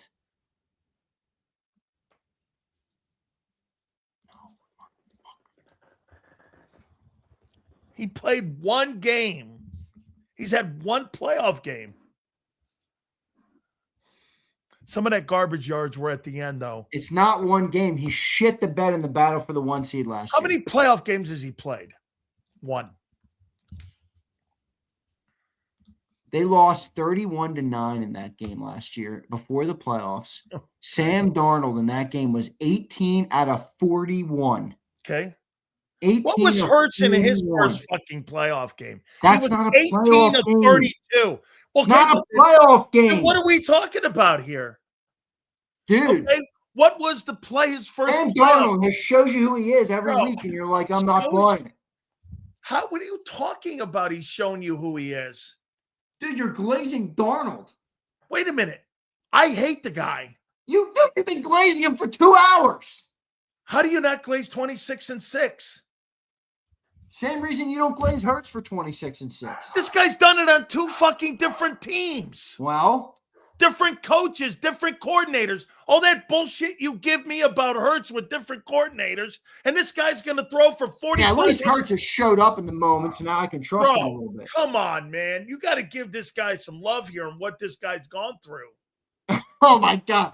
What do you want, a sympathy grab? This guy, no. No. Third overall. What Are does you what does he need my crazy? sympathy for? This guy was with the Jets in Carolina. He goes to 2 good football teams, and he puts them in the playoffs. You got to be fucking kidding me, man. Oh, my gosh. Sileo. All right, like what's this? Card. Here's the offenses in the NFL and the NFC. Let's go All right, here. I'll do Offenses. Okay, here. I'm going to go Rams 1. Agreed. I'm going to go, let's see. I'm going to go Seahawks 2. Agreed. I'm going to go Packers 3. Agreed. I'm going to go 49ers here. Yeah, I think you're right. I'm going to go Bears. You're putting Eagles 7, aren't you? You I'm going Eagles 6. And I'm going Bucks 7. I think you're exactly on, actually. I think that's right. I think that's the offensive rankings for these teams. Let's do what you said, too, defense. That's an interesting one. That's a better one. Let's see that one here. with these playoff teams, you can't call yourself the number one defense having given up 581 yards. I don't I'm putting Eagles 1 because of Vic. It's one thing to have season rankings. It's another thing to have Vic in one game. I got to beat you in one game. Who's going to have the better plan? Who's going to have the better approach? I think Vic. I'm going Eagles 1 on defense. Okay, I'll go there. I'll pick that. I'll pick Seahawks 2. Seahawks and Rams are kind of a toss-up for 2 to me, but I'll give you Seahawks. I'm going to go Rams 3. Rams 3, agreed. Packers Packers probably 4, without Micah. Even without Micah, I'll go Packers there. Then you're probably going Niners. Niners, yeah, 5. What's the Bucks defense like? Terrible. I'd rather get this at 6. I'm going Bears. Bears and then Bucks. Bears and then Bucks. Dude, the Bucks are 30th in pass defense. You're telling me that the first opening round wildcard game is going to be against Stafford and the Rams if you're the Bucks at Raymond James? The Rams are going to put 500 yards on that team. They're going to fucking work them, man. Yeah, but look, this is why I think this is why fans should be still confident going into the postseason. I mean, if you have a defense that can do what we think Vic is capable of doing, you're going to be in every football game. And then it's just a question of not how good and consistent our offense can be week to week anymore. It's can they make the plays when the plays present themselves in a game?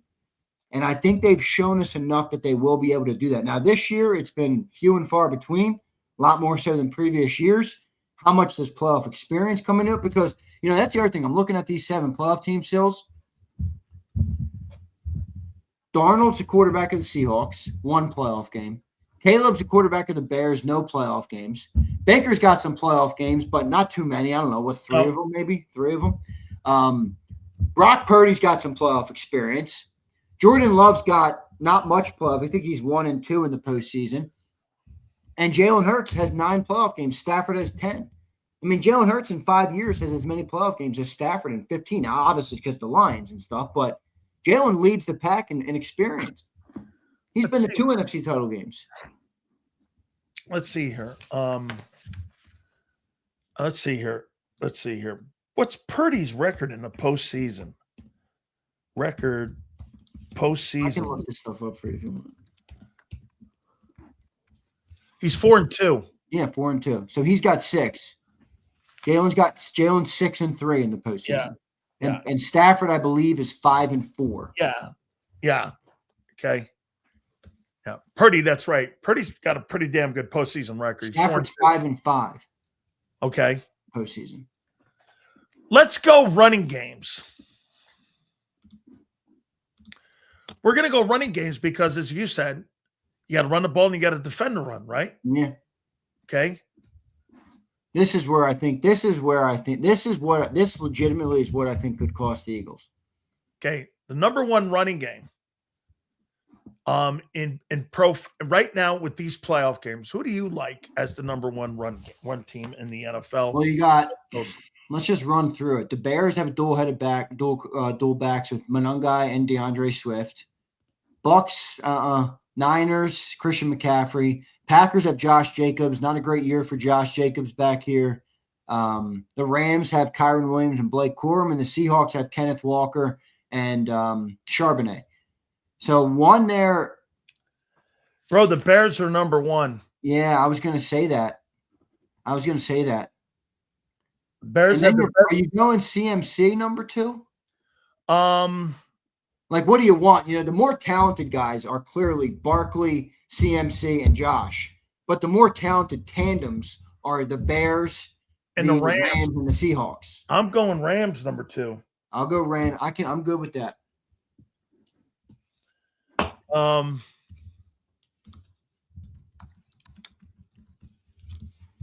probably going to go Packers.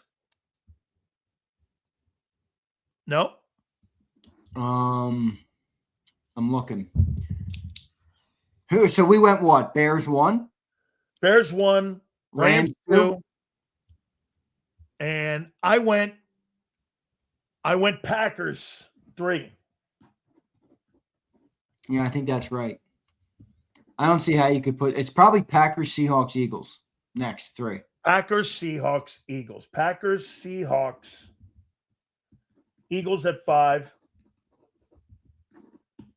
No, I don't think Packers, 49ers Seahawks, over Eagles, Packers. 49ers Niners. haven't really been running the ball well this year. I know they have McCaffrey, but He's been more of a threat, I think, pass, right. in the past. Yeah. And then you'd probably have, you'd have Bears, Rams, Packers, Seahawks, Eagles, 49ers, and the Buccaneers would round out. Yep, I agree. That's right where I am. But see, let me show you something here. You got the top-rated defense, and you got the 5th best running offense. You've got the Seahawks, who have the 2nd best defense, and the Seahawks have the 4th.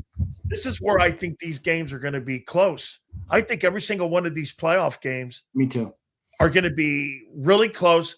And this is why I think, Xander, if Seattle gets home field and you got to travel to Seattle, not that I think you guys haven't won since 2008 up there. That's a thing, because I don't think those things are things. But, dude, you got to travel to Seattle, go up there and play, go 3,800 miles, and you got to play them at their place. That's a pretty tough fucking ass. It's tough, but I got to be honest with you. And, hey, maybe I'm wrong, but I ain't worried about that. To me, I watch the Rams dominate. But you're not that good on offense, bro. No, I know that. I'm just saying, I see the Rams travel on the road. I think the biggest win for the Eagles last night is the fact that Matthew Stafford, at 37 years old, has to fly across the country to play the Packers or to play the Buccaneers or the Panthers in round 1, and he can't park his ass in L.A. I know everyone's like, we take over L.A. I don't really care about that.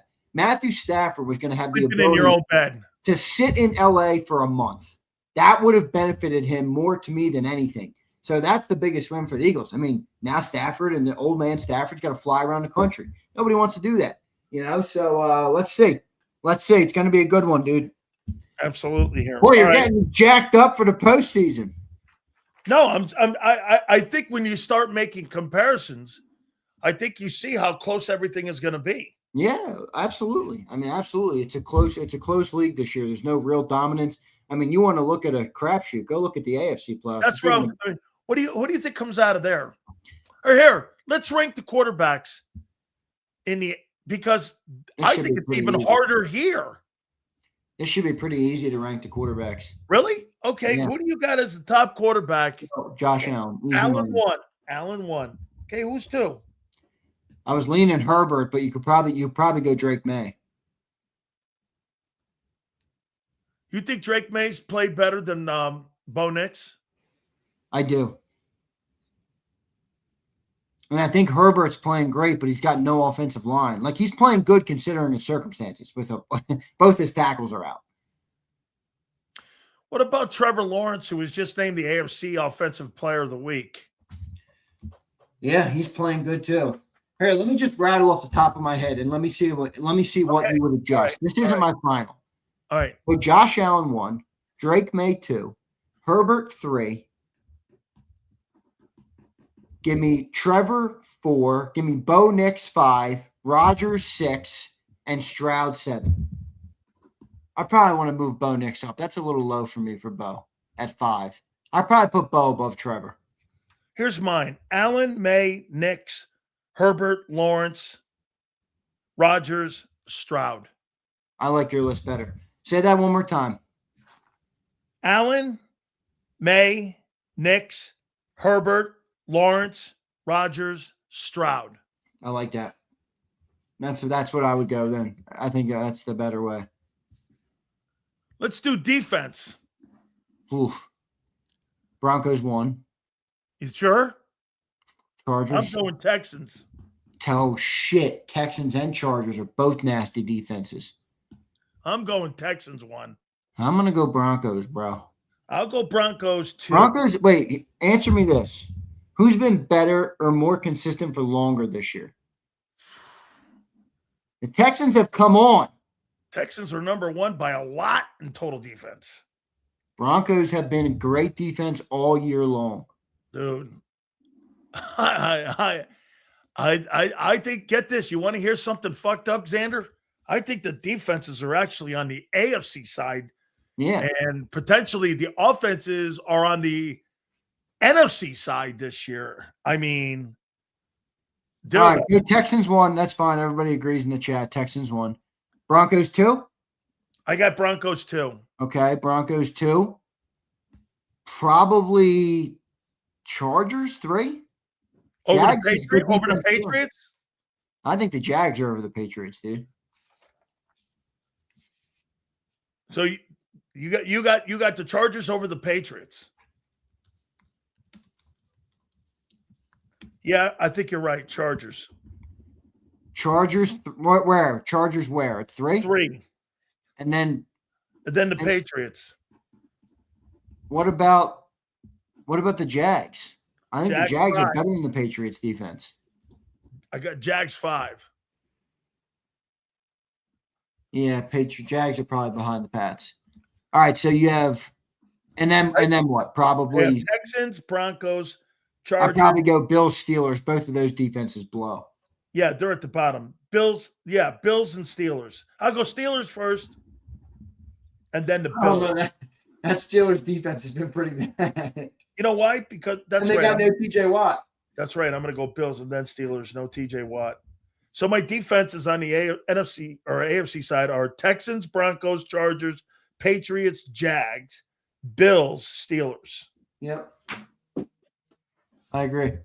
Those would be the defenses are on the other side, huh? Yeah. Well, the Eagles' D is good. The Bears' defense is not good, obviously. And the Packers' defense was really good, but losing Micah Parsons will do what? I think everybody thought the Seahawks and the Rams were great defenses until last night. The Rams defense started a lot stronger than they've been recently, but woo, baby! Playoff picture. Will you learn anything from these final 3 games from the Eagles? Well, yeah, I mean, let's talk about tomorrow. We haven't talked about it at all, but it's funny. It's a far cry from the NFC Championship game a year ago. Last time we played this football team, almost. I know people like that they suck again, but man, I like when there's great competition in the division. It's been kind of a. I like when the NFC East is good. Me too, and it's been kind of a shitty divisional year. I mean, they suck. The Giants suck. The Cowboys suck. Everybody sucks. And just thinking back that the last time we played this team was for the NFC to win it all in Philly, to go to the Super Bowl. Hard to believe that this is the team we're playing tomorrow. Was the team also in that game just 9, 10 short, 11, or I guess now almost 11 months ago. But yeah, I don't think you learn much from the 2 Commander games. I mean, I think you can learn. I think you do the same thing in the Commander games you do in the Raiders game. You either get your confidence, or you don't. You're not going to take much of it. You don't walk out of a win over those teams and say we're going to the Super Bowl. You find your rhythm, you find your confidence, you try and maybe get some things going that are struggling, like the running game, maybe see if we can get Saquon some confidence, stuff like that. And then the Bills game, I think, is a great test. I think it's a great test. I think it's a great late season test. I think it'll give you a perfect gauge of where you are. Weirdly, I think it's a good matchup for the Eagles because their defense isn't good and their offense is really good. Our defense is great and our offense kind of sucks. So can the offense still use it as a game to get going? The defense will have a chance to have a good test, going into the playoffs. So I think you're going to learn a lot from the Bills game. I don't think you're going to learn much of anything from the Commander game. Well, they are 4th in rushing. I mean, and you've struggled against the run this year. And the only way that you keep drives going, and remember this, if you're going to get yourself ready for the postseason, what's the one thing you want to have on defense? You want to make sure that you get off the football field to get your offense, and you want to win 3rd down. You can't keep what you've done this year. The reason why the Philadelphia Eagles are not the dominant team that they were in 22. Let's take away 24. You can't stay on the field, and you can't get off the field. It's why all these games are close. Yeah. Xander, do you have better talent 95% of the time when you line up every Sunday? Yes. But you can't get off the field and stay on it. Well, I think in the postseason, I think that red zone defense is going to be massive. I mean, you can see how even if you give up a shit ton of yards or you get Stafford starts throwing the ball all over the place on you, if you can win in the red zone, which Vic, takes pride in, and they're a great defense. Let me look at what they are ranked in the red zone right now. They're number 1. Red zone, no, they're not 1. They're 4. Rams are 3. Vikings are 2. Broncos are the number 1 red zone defense in the NFL. I think red zone defense, not only is it important every game, but I think the importance of it goes up massively in the postseason. And, you look at that, what are the Eagles going to be able to do? I mean, if you give up the yards and you give up the run, okay, can you stop them in the red zone? I mean, look at last night. The Seahawks gave up 40 minutes of possession. They gave up nearly 500 yards of offense. They gave up 115 yards on the ground. They gave up 400 yards through the air, and they win the football game because they get 3 stops in the red zone and force a missed kick.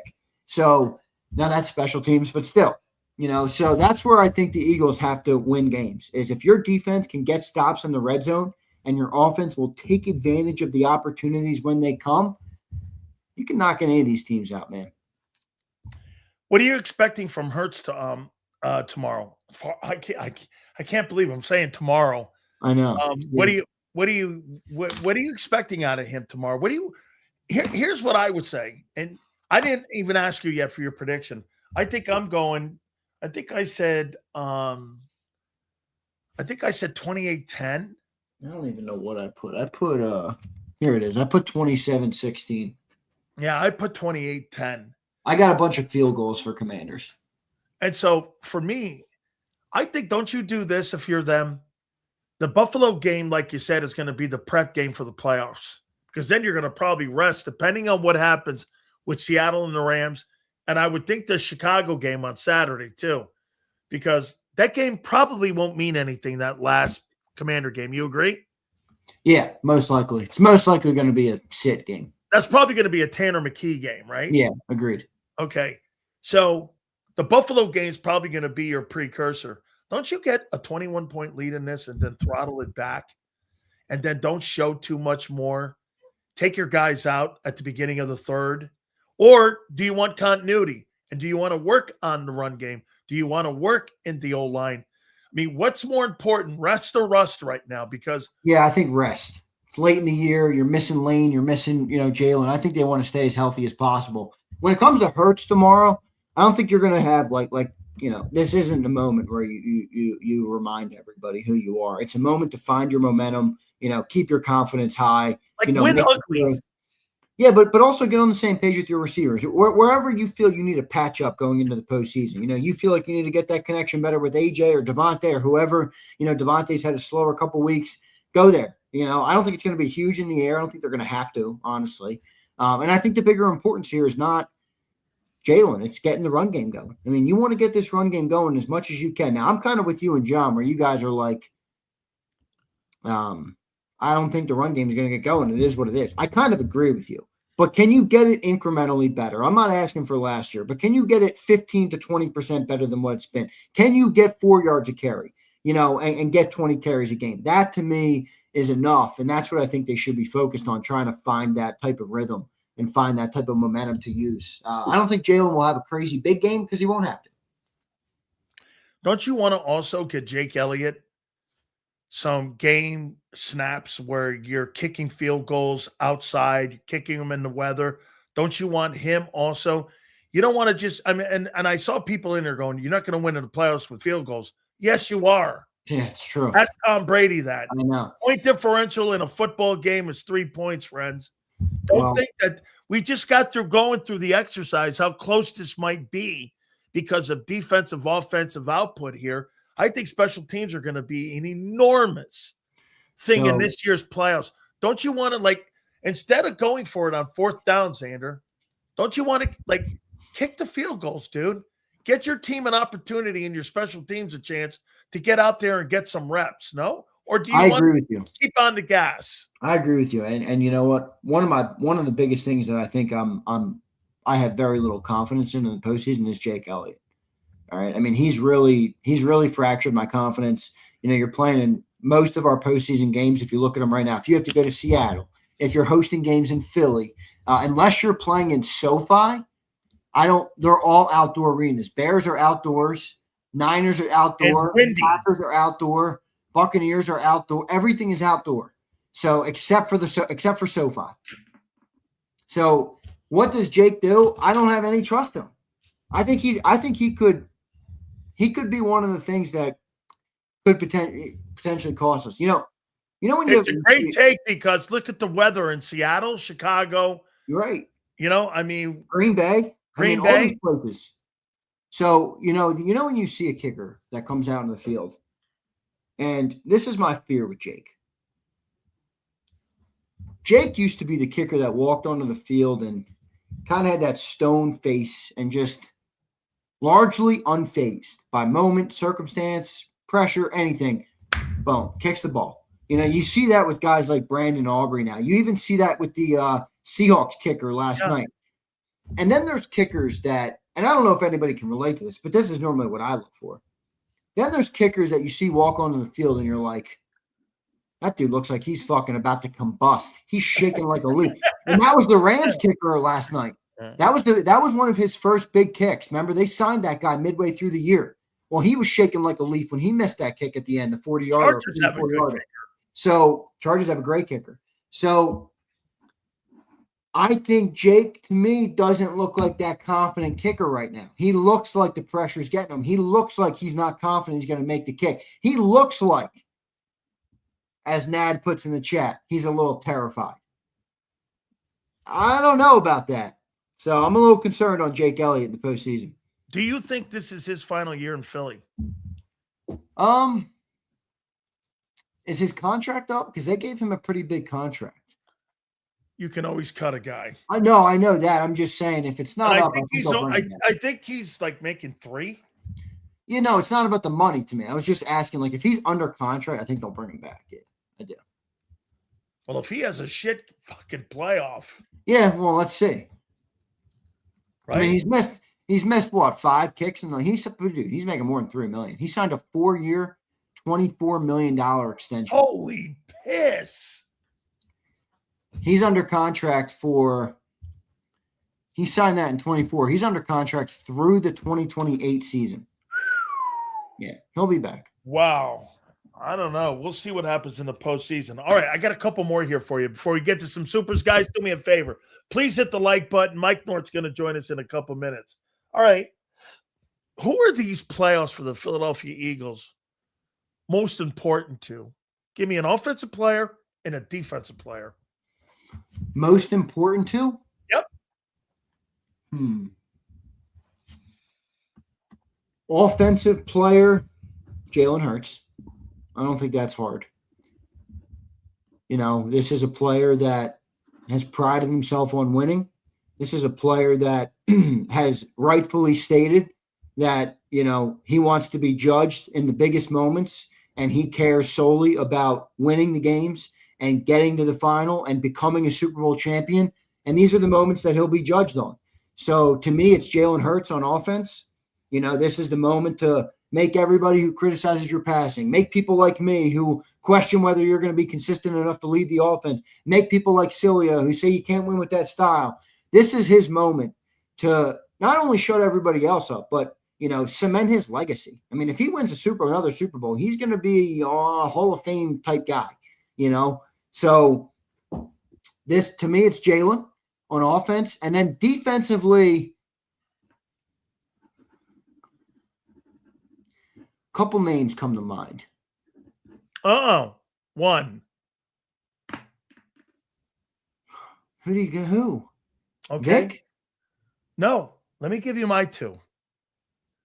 On offense, bro, Barkley shits the bed, man. It's time to fucking really have a conversation about what you're going to do in the draft by finding me another running back, because I'm not going to go week to week, keep asking you the same repetitive groundhog question going, what's wrong with fucking Barkley?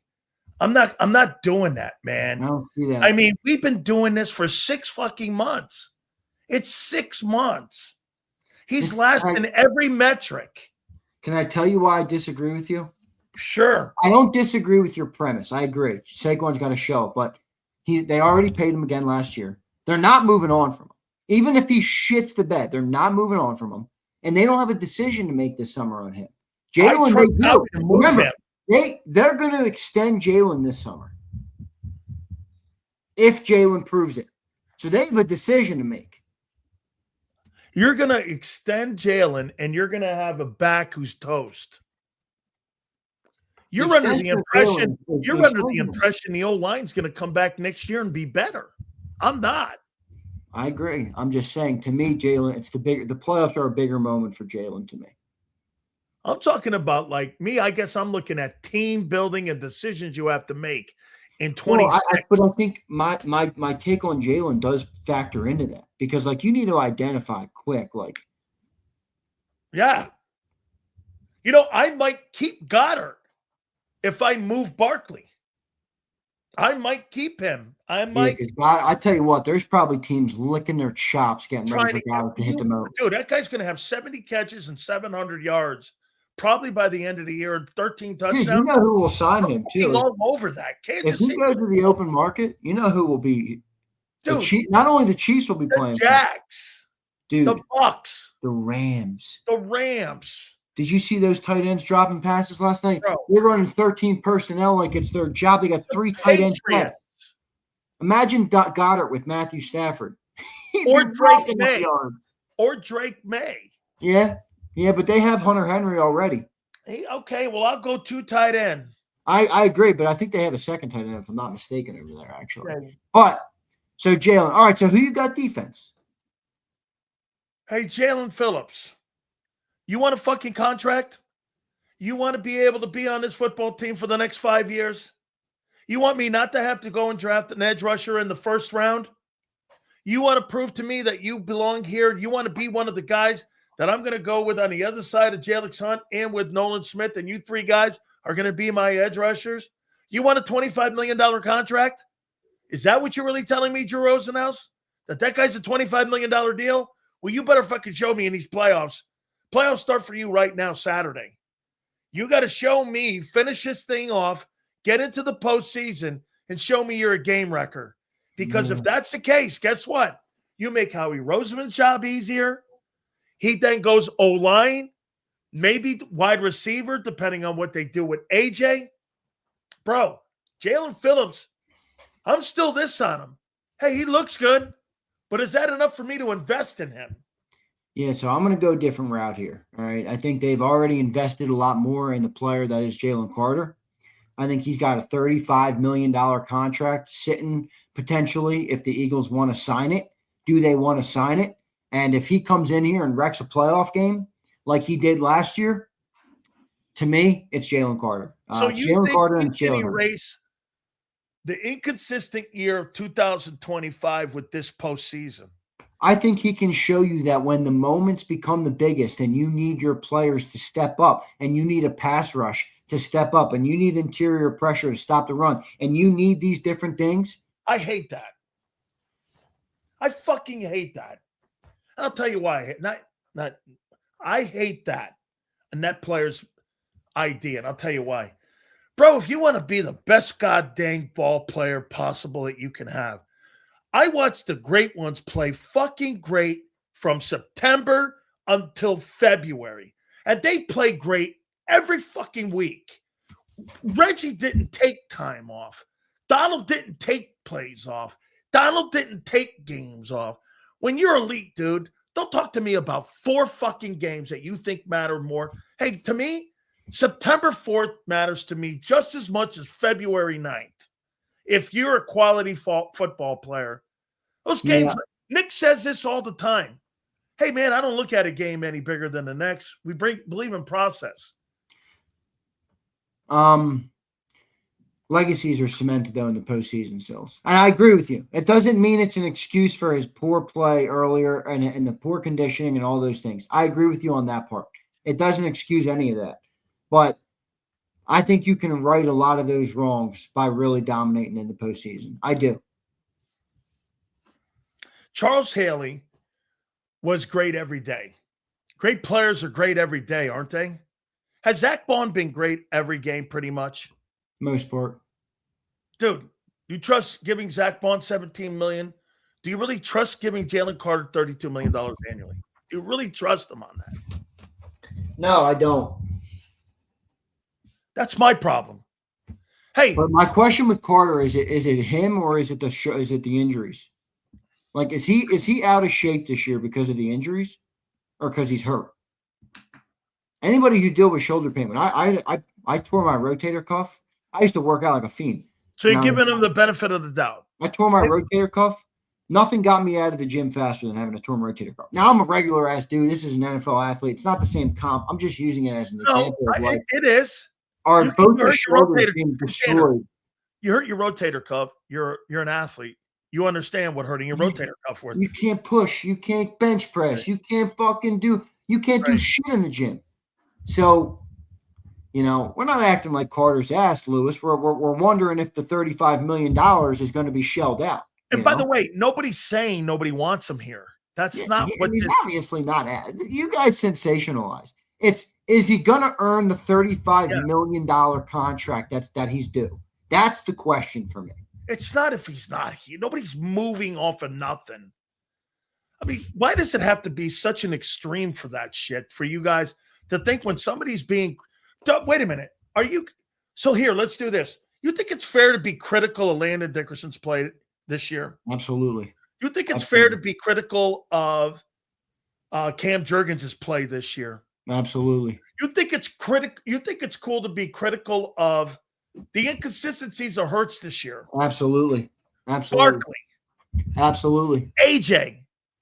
That doesn't mean that you don't fucking think they're good players. Two things can be true. Isn't it crazy how you go like this? No, we're talking about an underachieving offense this year that should be – here, look. If I looked at the names on the back of the jerseys, I would tell you this. If I was parachuted in and I landed here from Mars, I'd go, gee, is that the top 5 offense in football with those guys and those names on the back? Not the 25th. I mean, think about this. You're down at the bottom down there with the Titans. Remember, here's another name for the defense. You brought up something that I think is very relevant in the playoff discussion this year. And it's the Eagles stopping the run. Well, Jordan Davis, you've had a great year. And by a lot of metrics, you've stopped the run and you've done things well. And you played yourself. It's good. You stop the run and you do something in this postseason and you show your value, this team's going to pay you and they should pay you. And I already think in many ways he's earned his next contract. But, again, this is where legacies are made, is in the postseason. Get out there. Solidify that defensive line. If him and Carter eat, I think both of them are getting paid this summer. Let me tell you something. If they stop the run in Jordan Davis and you see the teams, keep an eye on this, how your boy's going to get paid. If you see going into the first playoff game, who would the Eagles play right now? Who would they play? Play the Niners. Yeah, play the Niners right now. Okay. If you stuff the run in the Niner game and then you stuff the run in, say, the Seahawks game, okay, and that gets you into the Super Bowl. By the way, that's a dream scenario if we got to play those two teams first. I don't think you'd play the Seahawks first, though. No, you'd play the Rams. Would you? No, you'd play the Rams second. Wait, let's just do this real quick. If you get into the postseason, and we would play, obviously we'd play the Niners first. If we won – let's say the Bears won as the 2 seed, or the Seahawks would have the bye. Yeah, we would. Yeah, you got to play the wild card team. We'd play the wild card team. You're going to play the Rams. So you would play the first game would be Niners and then Rams, and then you would have go to Seattle if Seattle holds suit. If Seattle beat Chicago, right now, Seattle gets beat. You're hosting the NFC Championship game again, like you did a year ago. Chicago. If we host the NFC, no, it would be in Chicago. Chicago's the 2 seed right now. Yeah, but you think Chicago's beating Green Bay in the playoffs? I don't think they're beating them this weekend. I don't know, dude. That Chicago team's not bad, bro. That's a good team. That team has played much better than you. Now, the biggest question on them is, 1, Caleb, and 2, that defense. I mean, how good's that defense in the postseason? But Packers losing Michael Parsons? They play this weekend. Who you got this weekend? I think it's in Chicago. Oh, no. Is it in Bears. Chicago? I'm taking the Bears. Yeah, it's in Chicago. Yeah, I'm taking the Bears too. Well, Oh, so my then God. they're going to be one step closer to the 2 seed Yeah. It's with going to 11 end up. wins. It's going to end up Seattle. It's going to go Seattle, Chicago, Philly, Eagles. Yeah, and then if Eagles and then won round Bucks. 1, Chicago wins round 1. That'd be Yeah. tough because then they have to beat the Packers again in the first round. You're gonna play the Rams in round 2 for the Birds in Philly. Oh, I don't know about that. I don't like Hey, that. you want to hear something with Chicago? Let me show you this. If the playoffs were to go right now, you ready for this for Chicago? So check this out. If the Bears and it holds suit and they hit 2-hole here, they play the Packers, right? Yep. Eagles have played the 49ers. I mean, the Eagles have played it would be Rams and Bucks, and it'd be Eagles and Niners. In the second round, the Bears would play the winner of the Bucks. The Bears would play The the Bucks. Bears would play They the Rams. could play the Bucks in the second round and then be No. playing for the Rams, NFC the Championship. Bucks are going to get bounced by the Rams, probably. Okay, but then the Rams. Okay, then Chicago would be hosting. So we would go to Seattle for the second game, and Chicago would be hosting the divisional game in Chicago. So Chicago would host the Rams, and we would be going to Seattle. Yeah. Are you kidding me? The Chicago Bears could be hosting a divisional game in Chicago. Let's see. They got a long way to go to get there yet. They got to beat the Packers. Let's see what they do. But you got any supers before we get to Mike North yeah, here? we got a couple. By the way, did you hear We're the not fucking one. stupid thing coming out of Chicago right now? No, what is it? They're talking about moving the damn team to Indiana. It's stupid. They're looking for leverage on politicians. Wait, you're gonna move it to Gary, Indiana? The only thing I know from Gary, Indiana is the Jackson 5. You're gonna take one of the biggest and one of the most historic NFL franchises and take it out of Chicago entirely and move it to Indiana. Who the fuck thought that was a good idea? Hey, move it to Indiana. They're posture. They're posture. Where are they gonna go? Terre Haute? Here's Cal. Jake Elliott in the postseason is all pro. I don't know, Cal. Let's see. He was good last year in the postseason. The Indiana Bears. Hey, well, look, New York. The Jets and the Giants don't play in New York. They play. Are you telling me Mike North logged a long, illustrious career in Chicago for the Bears? For the Bears to finally get good and they roll the fuck out to Indiana? Are you kidding me? Hey, Mike, can you come on this week? Where are you? I'm in Terre Haute, Indiana, covering the Indiana Bears versus the Cleveland Browns. Yeah, no good. All right, Sills, good show, All right, brother. I appreciate you, my friend. The Indiana Bears. I mean, wait a minute. Hang on here. The Indiana Bears. How's that sound? George Halas, listen, I got a chance years and years ago to meet the man. And when Papa Bear Halas, could you imagine that dude alive right now? If I said, then again, you know what? He was like Al Davis. Before Al Davis was Al Davis. This guy was an innovator. Okay, remember, he played his ball, if I'm not mistaken, at Illinois. He was an All-American at Illinois. And I don't know if they were first called the Chicago Steagles. Or what were they called? The Staleys. They were the Chicago Staleys. And now they're going to be called the Indiana Bears. Well, all that being said, there's no way he's biting into that one. My friend, each and every single Friday, one of the most entertaining guys, and Chicago's great. Mike North joins us now. How you doing, brother? Good. I delivered George Halas's paper when I was a kid. No way. Yeah, Edgewater Beach Apartments. He lived right there on Sheridan Road in Bryn Mawr.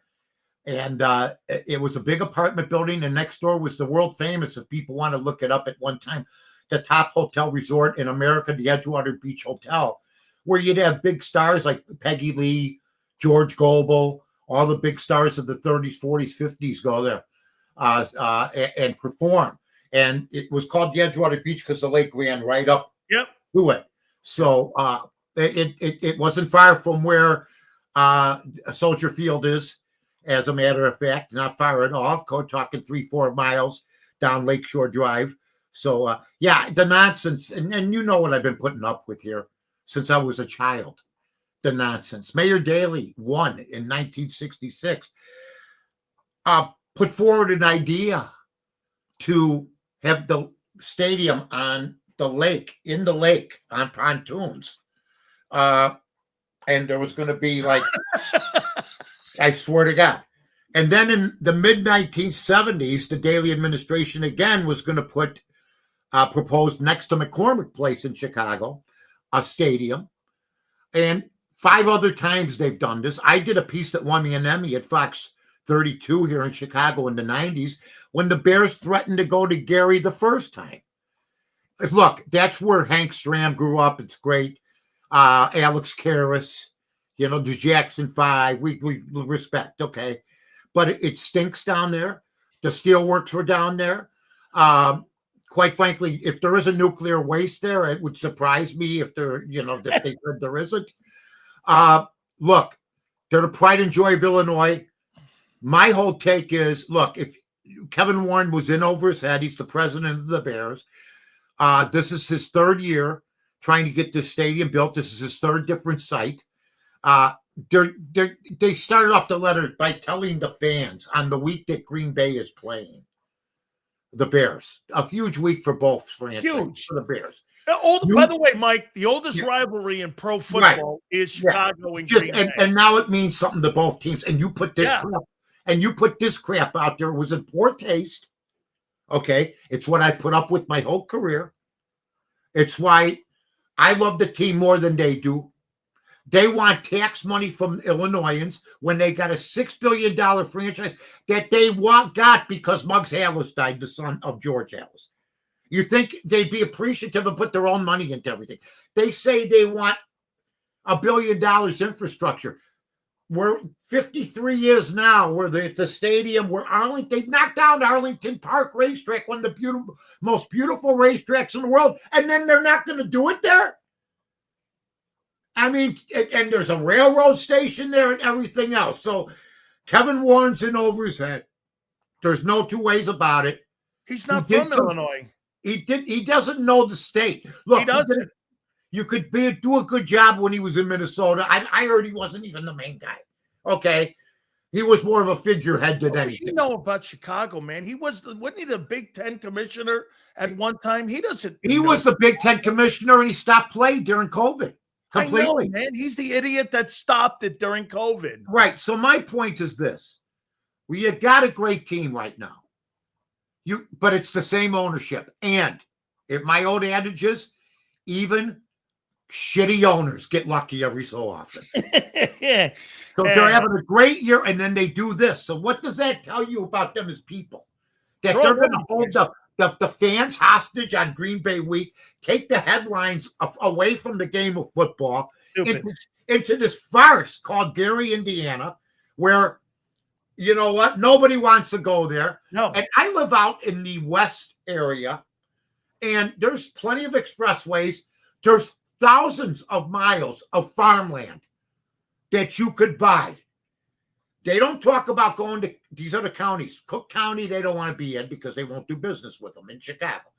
But I live in McHenry County. You got Kane County. Yeah. You got Lake County. I know Chicago well. So why wouldn't they entertain staying in Illinois and doing business in maybe in a different county the same way that the Patriots did going to Foxborough? If that's what they want to do. Why does it have to be Gary, Indiana, which is the joke of jokes? I was with my buddies I grew up with since I was a kid. 60 years we've been together.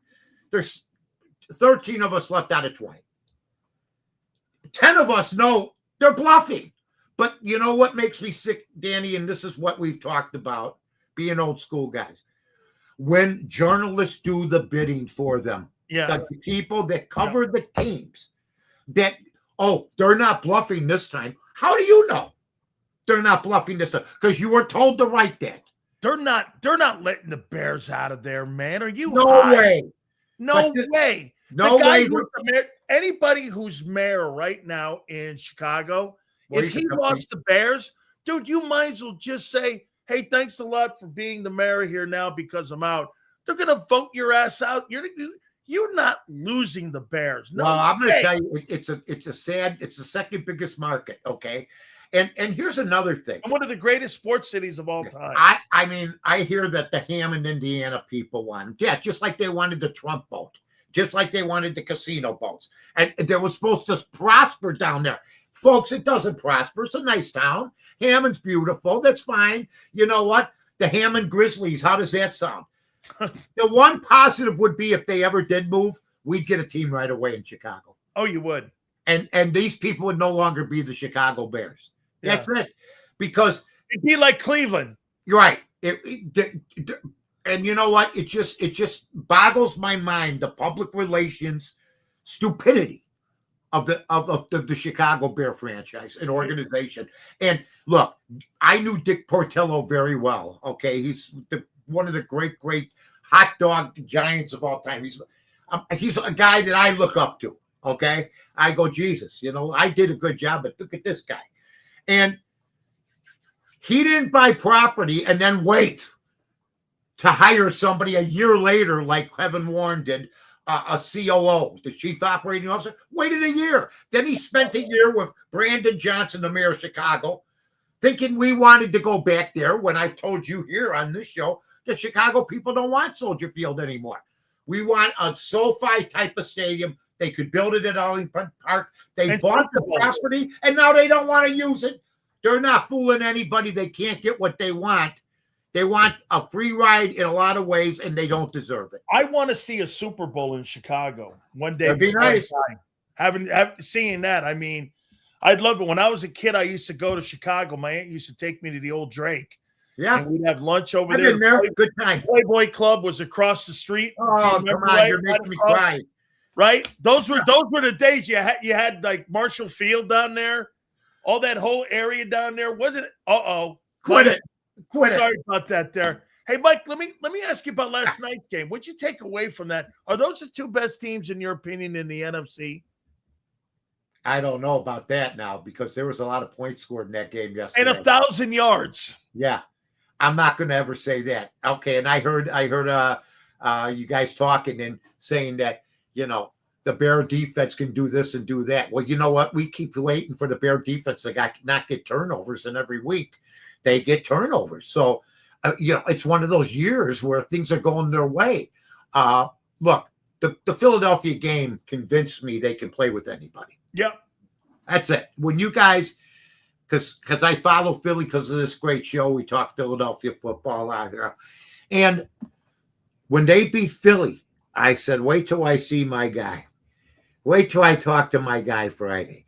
I couldn't believe it. And I think Ben Johnson, in his first year, I was wrong. He's worth $13 million for what he's done. I think it's one of the best, probably first-year head coaching jobs I've ever seen in the National Football League because this team wasn't supposed to win this many games. You think he's the best hire they've had since Ditka? Oh, easily. I mean, because in a way, he's more impressive in his first year than Ditka was. Huh. Because Ditka had to change. You know what Ditka did? Grab guys and threw them out. Took their pads, threw them into the street. You're out. He changed the culture that way. This guy took some average players, man, and he's got plays and stuff that we've never seen in our town. He's got a good imagination, calls a solid game, makes very few mistakes, gets a little cocky sometimes with his play calling, a little cute. Okay, that comes from the Dan Campbell. We're going to go for it on fourth down from our own 30 and be complete idiots. But, my God, I can't. You know what I hear now? I got to ask everybody this. I'm listening to Herb Street or Troy Aikman, these guys going from they'll be on their own 35 and they're going, it's 4th and 1, and Aikman, who can't talk without giving away, analytics tell 4th and 1, you got to go for it. From the 35 in your own territory, analytics, who wrote that stupidity? Who wrote it? I don't know, man. I see crap I can't believe. Can't. There's very few guys right now, Mike, that are in the NFL that are head coaches that have in-game situational play calling that really go by the gut any longer. They go by the guys on the third floor. They say the guy from Seattle does not. A few of these guys will not go for it on 4th and 1 from your own territory. Why would you not doing that? I'm not doing that. Why would you do that? Why do you risk it? The risk against reward. Who made the analytics up? I still haven't met them. Just like they say. Help me out on this here. Okay, pal. Sam Darnold is 26-6 in the last 2 years with 2 different ball teams. He was in Minnesota. He went 14-3. And right now, Mike, he's got the top seed in the NFC. Here was a guy that was thrown out by the Jets, Carolina. They didn't even use him in San Francisco. He goes to Minnesota, transforms them. Look at them today without him. And now he goes to Seattle, and now you're the top seed. Yeah. Listen, I'm not a glazer for Sam Darnold. I really have a hard time even having this conversation. I thought he was a bust. But I'll tell you what, Mike. I mean, here's a guy that was told that he was like a bust. Yeah. And all of a sudden now, I'm watching at the winningest quarterback in the last 2 years in the regular season for a guy that was said he couldn't play in this league any longer. I mean, what's your take on him? He wasn't told he was a bust. He was a bust. Okay. Right. Regardless of the situation he was in, he couldn't get it done. And he went to New York and it didn't work out. And then from there, he had to battle that. His confidence was down. But, sometimes it's the organization. We've talked about some of the worst organizations that he played with. I mean, at Carolina, they had Mayfield and him. So what he's doing is what Plunkett did back in the day, come back from the dead by getting to a different organization. But what he's done from going from Minnesota, and I'm not going to say Minnesota made a mistake because I think this kid's going to be good, but Minnesota at this time, made a mistake because this kid here has stayed healthy. Seattle, I watch people in the huddle. He's got their attention. He's a laser-focused guy, and it's one of the great comebacks ever because I had him dead, as most people do. Yeah. I have a hard time, Mike, even bringing the name up. We only repeat it. We only tell people what we have seen. We don't say, we didn't say he sucked day one. I did say he went to USC that never produces a good quarterback. Ever. And then all Ohio of a sudden, State, too. Ohio State. Get this, Mike. Outside of C.J. Stroud, everyone always asks me around draft time, they go, well, what about the kid at Ohio State? What about Justin Fields? And I'm he was horrible. Like this. I go, name me one quarterback in 162 years, Ohio State quarterback. He was a horrible quarterback. Outside of Art Schlichter or maybe, I don't know, anybody. You guys had a guy there was during McMahon's time that was not awful, but he was serviceable. And outside of that, what's that? We had Steve Fuller. I mean, we had Doug Flutie. The Bear Oregon players turned on Doug Flutie because of Mike Tomczak, which was to me the dumbest thing ever. And I tell him when I see him. Tomczak's the only other Ohio State quarterback that I could think of that was halfway decent at. Well, they used to put up the stats. He's 18-3 with the Chicago Bears as a starter. Okay. Now put him on the Falcons and let's watch him get ripped to smithereens like a iguana in a swamp against an alligator. Forget about it. Let me ask you some games here. Here we go. Let's go to work. What do you like? Green Bay, Chicago. What do you like in that? If I was betting the game, and I'll never bet against my Bears, I'd take the Packers. But that's okay. That's good news for them because for the first time in years, Chicago's favored 1.5 in that bad puppy too. And people in Chicago think the game's over already. You should hear it. It's over. Game's over. Why is Green Bay coming? How far do you think they're going? Chicago. I don't know. I saw today they're 3,000. They're 30-1 to win it all. Look, they could get anything can happen, man. I didn't think they'd be here. I'm not going to be one of those guys that if they make the playoffs, well, what did they do once they got to the playoffs? Excuse me. I thought they were going to win like 6 games. You know what I mean? And they went to the playoffs. So we'll see what happens. I never want to be the Steelers that end up going to the playoffs every year and then don't win any playoff games. They haven't won one since 2016. But to get there is an achievement. So I'm just going to enjoy the moment. Are you more surprised with what they're doing now or what the Rex Grossman team did? Oh, no, this one here. This is shocking. This is the Rex Grossman team had Urlacher. You had Briggs. You had players. You had Peanut Tillman. You had a Yeah. hell of a defense, Lovie Smith. No, this is like, are you kidding me? This is what I used to say when I was a kid. Why not a Chicago team? Why does it always the good things or the surprises happen here or there or there? Never us. All of a sudden, they are the darlings of right now. I would say the Cinderellas of the National Football League, the Chicago Bears that were given no chance at the beginning. So we'll see what happens. This is another big game for them. We'll see what Caleb Williams could do. He's the one thing about this Bear team, Danny, is that they don't need their quarterback to play at full tilt. He plays at full tilt in the fourth quarter, which has been a great thing. But for the first 3 quarters, he's inaccurate and useless. Okay, to be honest with you, he'll turn the football over. He's done it a couple times over the last couple of weeks. But number one, the offensive line has done a great job. Number 2, the running game has been unbelievable. Number 3, leading the league in turnover ratio, which is astronomical. Okay. And number 4, Caleb Williams in the fourth quarter.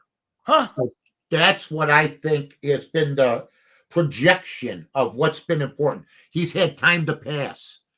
He's had time to at least. You think he's getting better?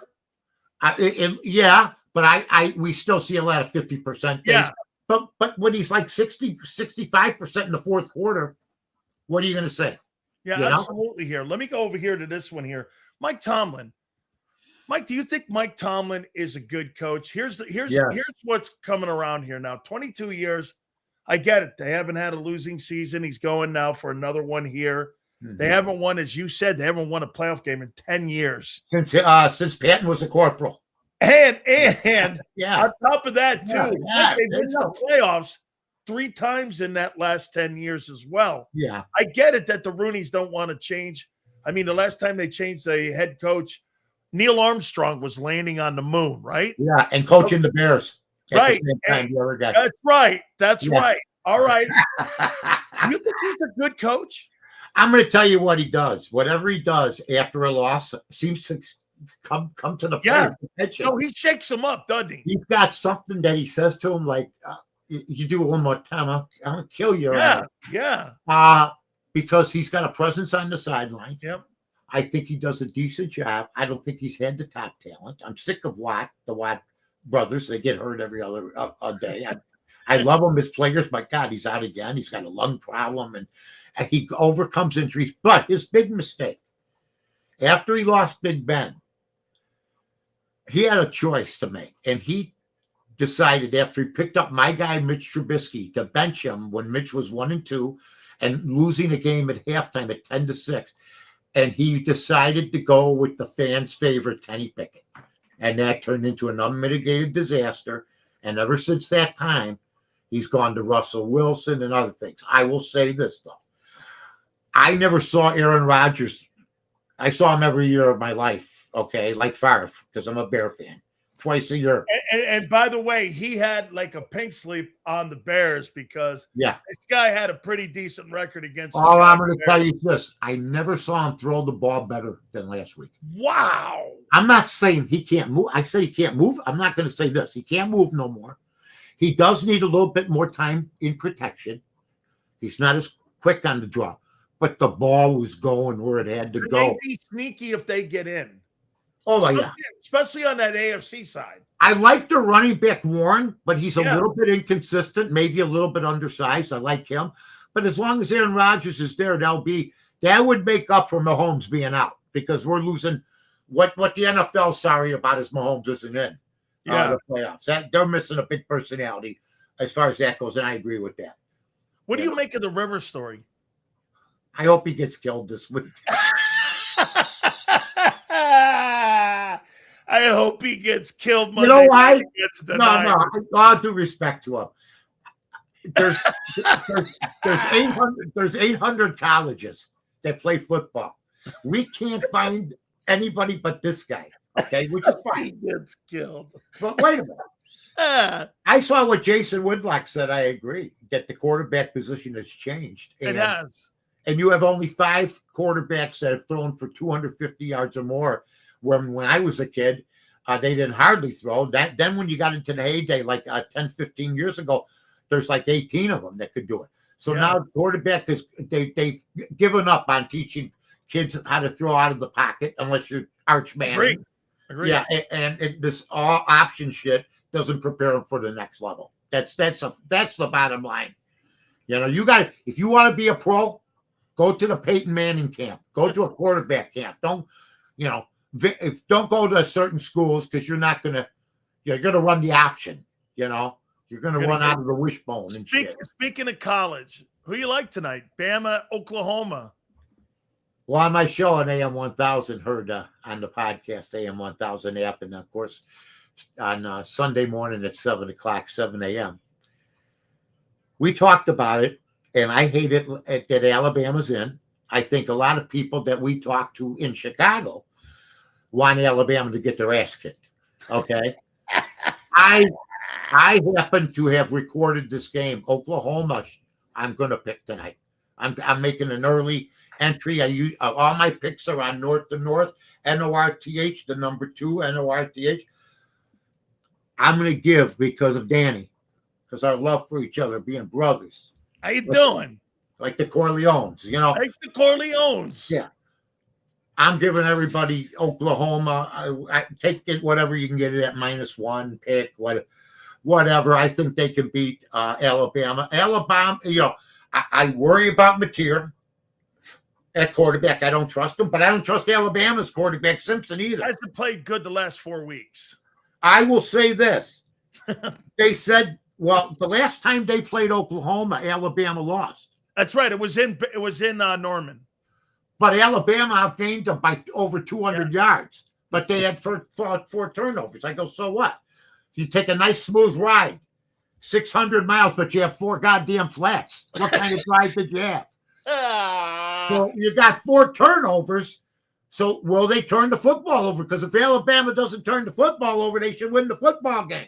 Yeah, we're going to take a Capone ride. All right. Hey, by the way, Miami, A&M.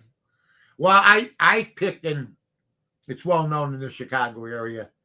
I took A&M 6 weeks ago to make it into the playoffs, and Texas Tech to make it into the playoffs. So I'm going to run with those teams. I do happen to like A&M, but because of my love for you, because of my heavy connections with the University of Miami, no, I don't have any heavy connections. I just thought I'd try to impress everybody. I don't know anybody. I met Jerome Brown and had champagne with him once. But Vinny Testaverde, Bernie Kosar, I respect. He's feeling better. Discharged from the hospital. Yes. May the best team win, but it does, you know, the odds are about right because A&M's 7th ranked and Miami's 10th. By the way, McMahon's not in good shape either. Isn't? Yeah. I love Jimmy. Well, Jim's got I think he's talking about dementia and stuff like that. Oh, he's better. Wait. He's better. Oh, he's better. No, he was. You know what happened? I'm not saying anything, but I remember he had concussion problems, but he's still doing the golfing. He's still doing everything else. But you know, look, that was before the slide rule, folks. In 1985, quarterbacks didn't slide. There was none of that. Got murdered. You would have gotten ridiculed out of the league. And Walter Payton, I put on Twitter the other day, the great Walter Payton. He ran 60 yards, and he could have run out of bounds 3 times, like no way. Of the running back. And he put his shoulder into each guy, and he tight-roped down in for a touchdown. That's gone for the most part. Dale Sayers cut back. He wouldn't go there. I'm going to get out of bounds, though. I'm going to cut back and then try to elude these 3 guys. Right. They're all running out of bounds now. Peyton never ran out of bounds. Not once. Not one time. He was like a magnet looking for contact. You want me? Come get me. Not once. He never went, oh my God. Mike, no, they nudge him out. Mike, let me tell you my Peyton story.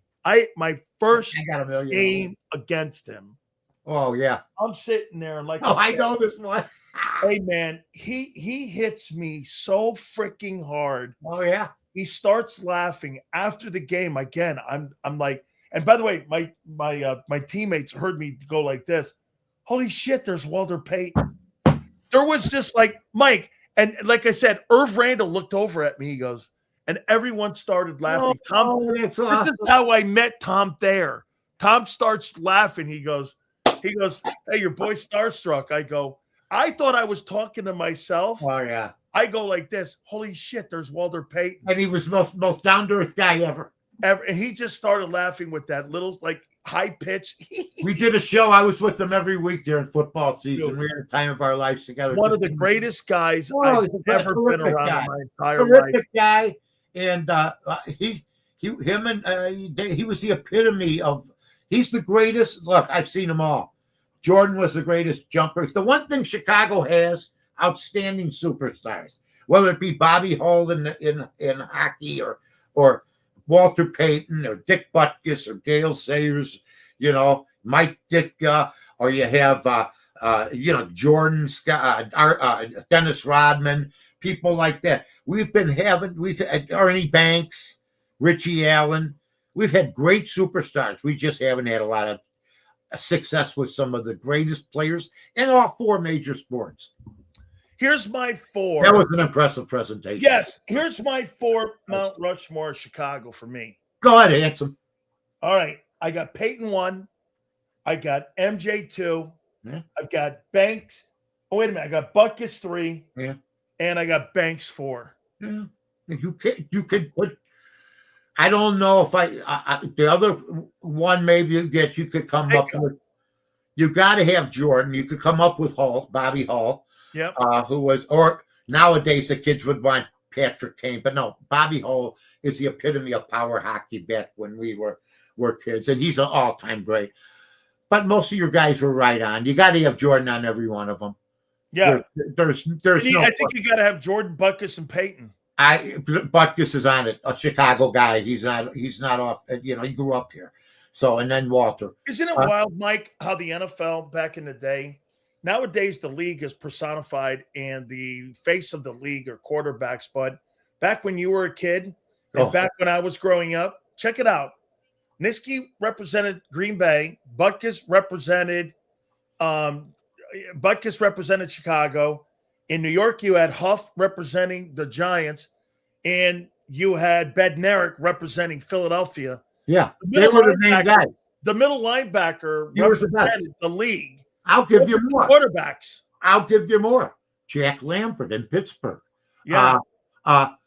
You got our guy during the 60s. Yeah. Those four guys really. Yeah. You also had a friend of mine who was a president of Bally's for a while. I saw him get 3 interceptions against a Butkus team. Mike Lucci from the Detroit Lions.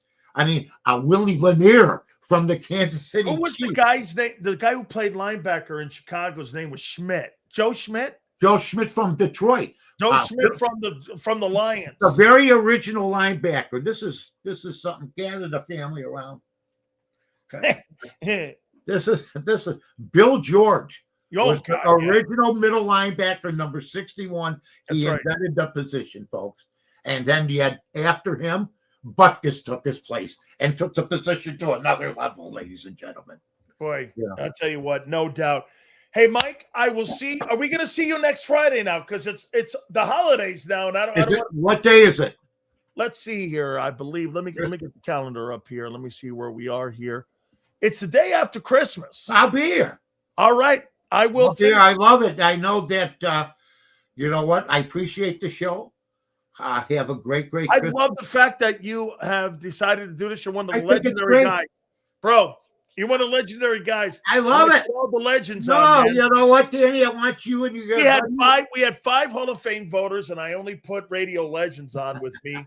I've got Carton coming on next week. We always put on Howard Eskin. We put on Angelo Cataldi. Yeah, you guys are all great guys. A good fraternity. Tell them all I said. Absolutely. Hi and, Mike, I'll see you next week, brother. Got you, brother. Take care. You got it. That is my friend, Mike North, one of the truly greats in radio history, especially in Chicago. We love that guy, without a doubt. All right, we're going to pay some bills, and then we're going to talk to our friend, the Philly Godfather.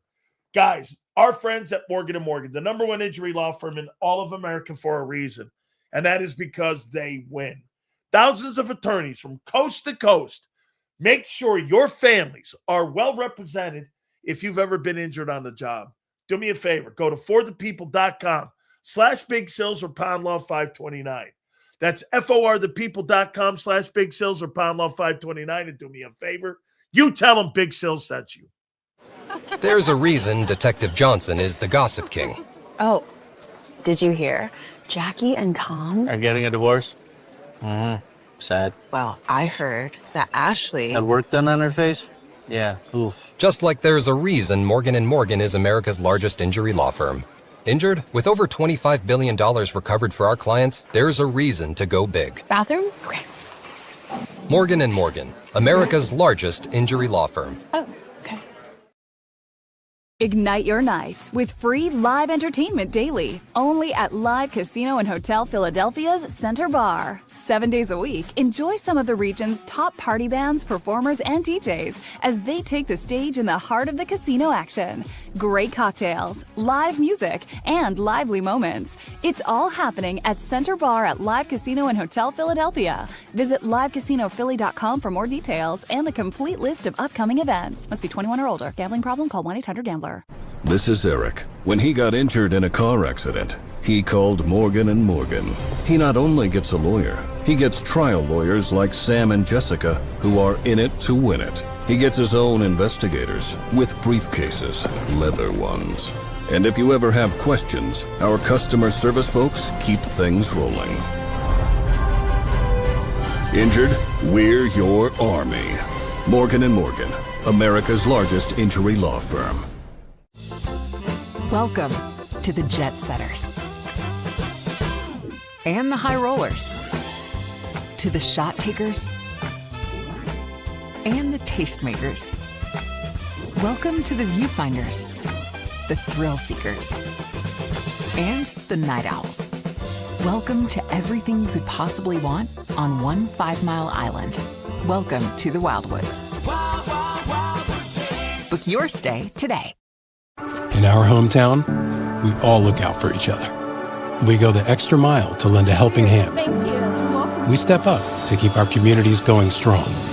And at Independence Blue Cross, we're here to keep you going strong. We've been deeply rooted in our communities for more than 85 years. And that connection to members has earned us our spot as the #1 health insurer in the region.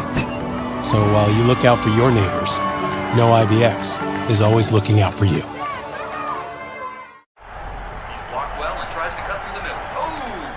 Your gut says Miami is going to win, and you should take the over. Your gut also said your NFT selfies would only go up in value. They didn't. But your head is on Sports Grid and knows the QB is in concussion protocol. The backup has a 45 QBR against the zone coverage. The New York D has the most sacks in the league. So yeah, trust your head. It's smarter to be on Sports Grid. EAGLES. Eagles.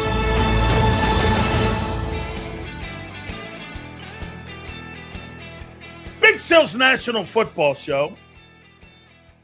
Please hit the like button. Appreciate all of you coming aboard here today, especially on this Football Friday going into the weekend. There's some great games this weekend. We're going to talk to our friend, the Philly Godfather, here in a minute. Listen, I think there's some great storylines this weekend. And for me, with Jalen Hurts this weekend, you know, how do you look at these next 3 games? Are you going to learn anything? I asked Sander this in the last hour. Are you going to learn anything about the Eagles over the next 3?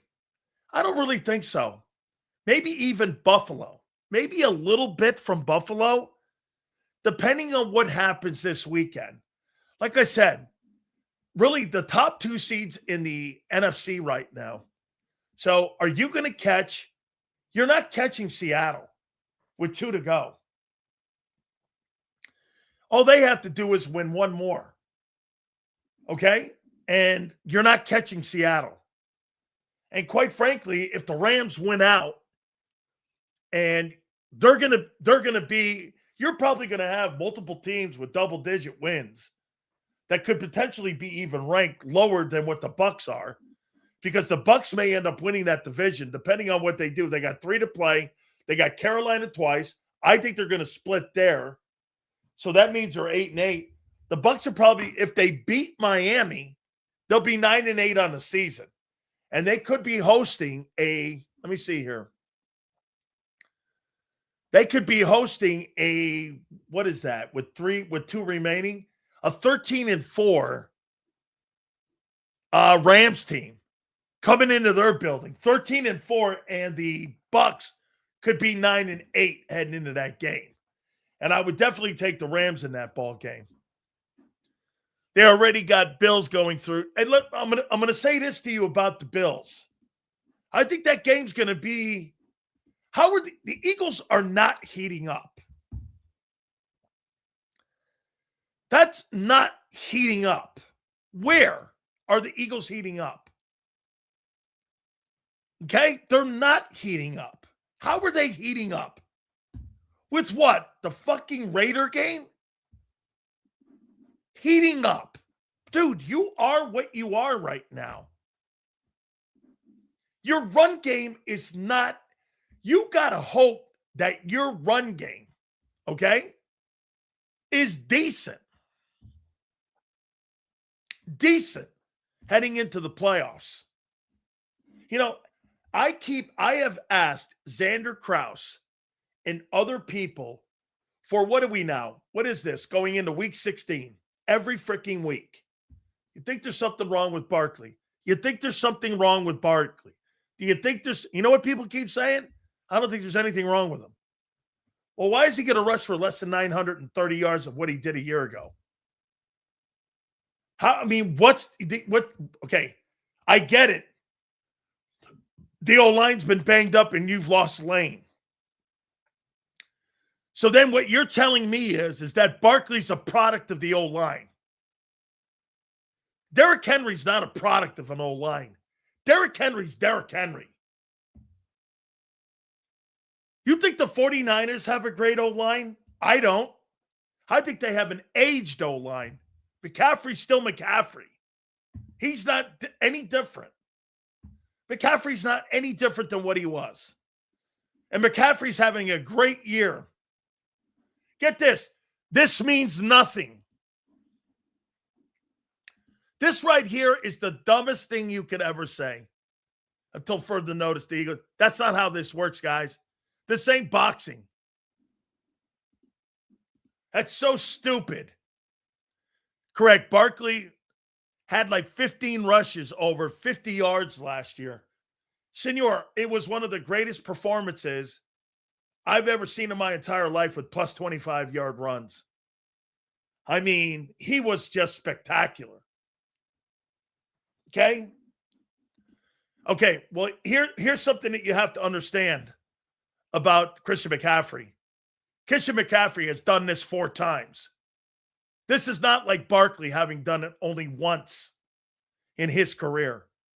This will be McCaffrey's here. Let me make the point to you. You guys, I mean, he's got the easiest. McCaffrey has done this numerous times in his career. Barkley never did what he did last year. Wasn't even close. He never went over 300 carries. I mean, Christian McCaffrey. And here, what a great season again for McCaffrey. Incredible.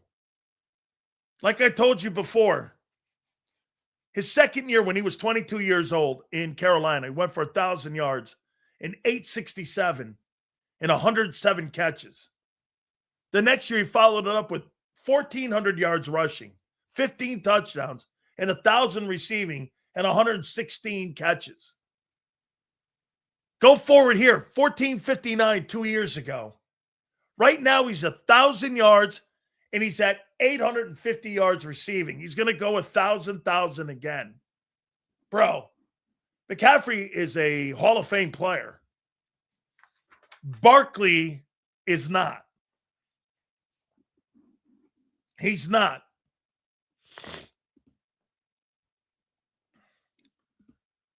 McCaffrey injury is a regular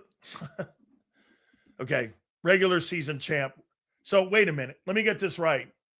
So you think, let me guess, according to your seat, according to that, you think Barkley's better than OJ? You think Barkley's a better player than O.J. Simpson? He never went to the playoffs. So in your eyes, because Barkley's got a ring, he's a better player than O.J.? Is that right? Or he's a better player than Adrian Peterson? Okay, so that Super Bowl, when you're talking about players, and you're trying to tell me you think McCaffrey's had a better career than Barkley. And Saquon's a really good player. I'm not disputing that. He's a hell of a ball player. Okay, a great football player. But McCaffrey's a different dude. 1,000-yard receiver, 1,000-yard rusher. And, I mean, Barkley is Bun start. No, I'm not starting. You're paying the guy $20 million, my friend. The Birds still haven't locked in this season. They're heating up. That's an idiot. That's a glazed donut. See this guy? Glazed donut. They tried canceling Puka over bullshit. Oh, yeah, I didn't get a chance to talk about that. So here, let me ask you this. So Puka Nacua hates Jewish folks? How many people believe that? I'm the perfect guy to talk about this. So Puka Nacua, I guess, did some sort of gesture. He was on a podcast and he was having fun and he had no idea that so-called doing something with the hands was like a Jewish, was insulting to the Jewish community. Hell, I didn't know it until somebody pointed it out to me. You really think Puka Nacua hates Jews? I mean, really? How dumb.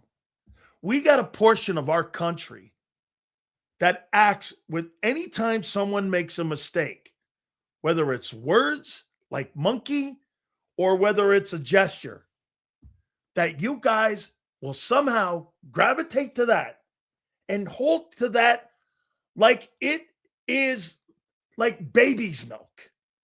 And you'll hold to that and you'll swear that, having never met him, don't know anybody around him, don't know anybody associated with him.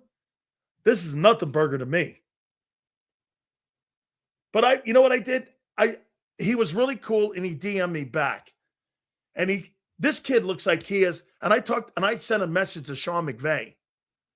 And I'm like, he'll never, ever escape this. They'll somehow, like Rich Eisen's an asshole. He made a big deal out of it. The kid didn't even know what he was doing. He didn't know what he said. You get this, and I've told you guys this before. You guys always get the exclusive. When I said monkeys on the air, I didn't even realize what I had said. Wasn't anywhere near that with, don't ever tell anybody else. And you got to apologize for not being educated or making a wrong comment or saying a wrong word. But they castrate you on it. And he sent me a nice DM, and I told him, I go, dude, just walk through it. Don't hide under your desk. Nobody in the Rams organization who I know a lot of, I know Les Snead and Kevin Demoff very well. And I know McVay since he was a young kid when he was a ball boy with the Bucks. That's why my relationship with McVay is great. I've known him since he was a ball boy. He was a ball boy for John Gruden. Then he became like a quality control guy. I sent those guys messages and I'm like, that's the dumbest shit I've seen in quite some time. Just stupid. They tried canceling his ass. It dominated the pregame last night. And I'm like, this is so bad. Trying to make Puka Nacua seem like he hates Jewish folks during the holidays. And only our media and certain people in our media are going to take that and get this and turn it into something that it's not. What a bunch of scumbags for doing that. It was really awful. But, you You got to hold on to something. Like I said, you go to my Twitter page here. If you're critical of Jalen Hurts, this is why I told Xander, make sure you do something that I did. Don't ever say something that you want something to come back and haunt you, because these fucking idiots right here, not you guys, but these idiots here, they'll hang on it, not knowing you from a can of paint. And they'll pretend they know you. And then what they'll do is they'll use it against you. This guy's this. This guy's that. Then I loved what he said, though, about the referees. He said the referees, they make calls because they want to get on TV. Okay? People just watch the box in the living room and believe everything. Absolutely. They're sheep. Steven, most people in life are sheep. They watch the TV set. Somebody says it. And if you say it a lie enough, you believe it. And that's what happens. They'll continue to say it. Why do you think people keep repeating shit on my X account? Keep repeating it. Keep repeating it. Because they wanted to make it seem like it happened yesterday. That's why they do it. Because there's imbeciles. It's quite disgusting. And that's why Bob Lang used that thing against me, saying it was anti-Semitic that I called Howie Roseman a glorified CPA. Because I had said something down in South Florida that I saved my money. And I said that on the air. It was just that. I go, hey, I got to save my money, man. Somebody called the Defamation Society, the anti-Semitic, and said, Sileo said something anti-Semitic, that I got to save my money like some of my cousins. That's what I said. And that became anti-Semitic. And I was like, what? That's my aunt. It's true. Look for anything. Thank you for saying this. It's a sin to attempt to destroy people like that. But they don't care, though, because when people are on top, they want to destroy you. I mean, yeah. Dude, you kidding me? I mean, there's so many people that have said, look at Jimmy Kimmel. Jimmy Kimmel did blackface, made fun of LeBron James's lips. Nobody canceled his ass. In fact, his show was jammed down our throat. Just jammed down our throat. Nobody watches it. But that thing got jammed down our throat. And nobody said anything about Kimmel and blackface. And try canceling his ass. I make a stupid comment 13 years ago, or Puka Nacua makes a comment. He didn't even know what he fucking was doing.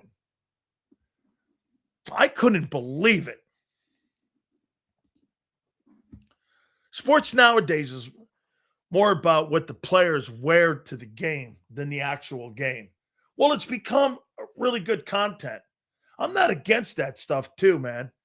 It is really good content. Okay? Look at this guy. I watch all the late shows. I'm sure you do, dude. You and Colbert and those fucking shows that are being canceled. I'm not a... Hey, that tells me all I need to know about my boy M. Reyes. He watches shows that are getting canceled because they suck. Hey, I get it. Tells me a lot about you. Conservatives are dumb. Okay? Well, we're not politics, dude. We just like good people. I don't give a shit about politics. I care about good people. Hey, Sills, who was the guy who got suspended from ESPN during the 2010 draft when they asked Ron Jaworski if he was going to get a fried bologna and cheese sandwich with mustard? I don't remember that. I don't remember that. All right. One of my favorite segments. By the way, let me tell you something about this week, freaks. This week is going to be some of the best football we can have in a long time. And also, we got college playoffs. Seals, this world is weird as hell. I was shaking my protein shake, and Alphabet called me homophobic. What a world we live in. Yeah, that stuff with Puka Nacua, dude, was ridiculous. So you really think that guy, Puka Nacua, hates Jews? That's what you took from that, from the media. Really? Really? Guy didn't even know what he was doing. He had no idea what he was doing. Oh, really? I'm sorry. No, you hate Jews. And you're like, no, he doesn't. He made a mistake. He's sorry. Sorry for offending you. No way. That's what they're after Nacua for talking about the refs. Now, the refs, man, him going after the refs, going, they want to get on TV. He should have known better on that. Right. You got to know better on that. I got it. Just like you said about Carter, which I agree. That being said, oh, well, that's the Rams' problem. Go Birds. How you doing, Marsh? Love you, man. Marsh is good people, man. All right. So this weekend is going to be some outstanding games. And I want to get our friend on here. And without further ado, folks, one of my favorite segments of the week, he is the Philly Godfather. He joins us now. And boy, brother, how you doing, man? Oh, by the way, I got to tell you something. So I went to Phoenix last week, and I was driving through Yuma. I was telling my daughter, yep. I go, my friend, you know the Philly Godfather? He was sitting in the canyon here, right here in Yuma. So when we were driving by Arizona Western College, that's right there. I was thinking about you, and I said, you know what? We're gonna pull over here in Yuma, and we're gonna fill up in honor of my friend here, the Philly Godfather, bro. I tell you, I want to be in Yuma. No, you don't want to be there in the summertime. But you say Arizona Western College. I think that's where my GED's from. When I was locked up in Arizona, I had to take a GED while I was in prison, and I was lucky enough I scored in the top 1% of graduating seniors, even though I hadn't been in school in 20 years. And the teacher was all ecstatic because I was the first one to pass the GED test in like 8 months. So her job was on the line if I didn't pass the test. So you said Arizona Western College. I think that's where my GED's from. Get this. I was supposed, because there was a point where I hadn't really been a student in high school. I thought I was going to go have to play at Arizona Western. Now, they canceled the football program since, but I'm telling you, back in the day, they won national championships. That's where USC and UCLA used to hide all their kids that weren't qualifiers, and then they would take those kids. So I don't know about you, though, man. I was going through a place called Gila Bend, and I was going to a place called Yuma, and I said, man, the Philly Godfather, he was hanging out here? Not good. Hey, what'd you make of last night's game? Are those the two best teams in the NFC? Seattle and L.A.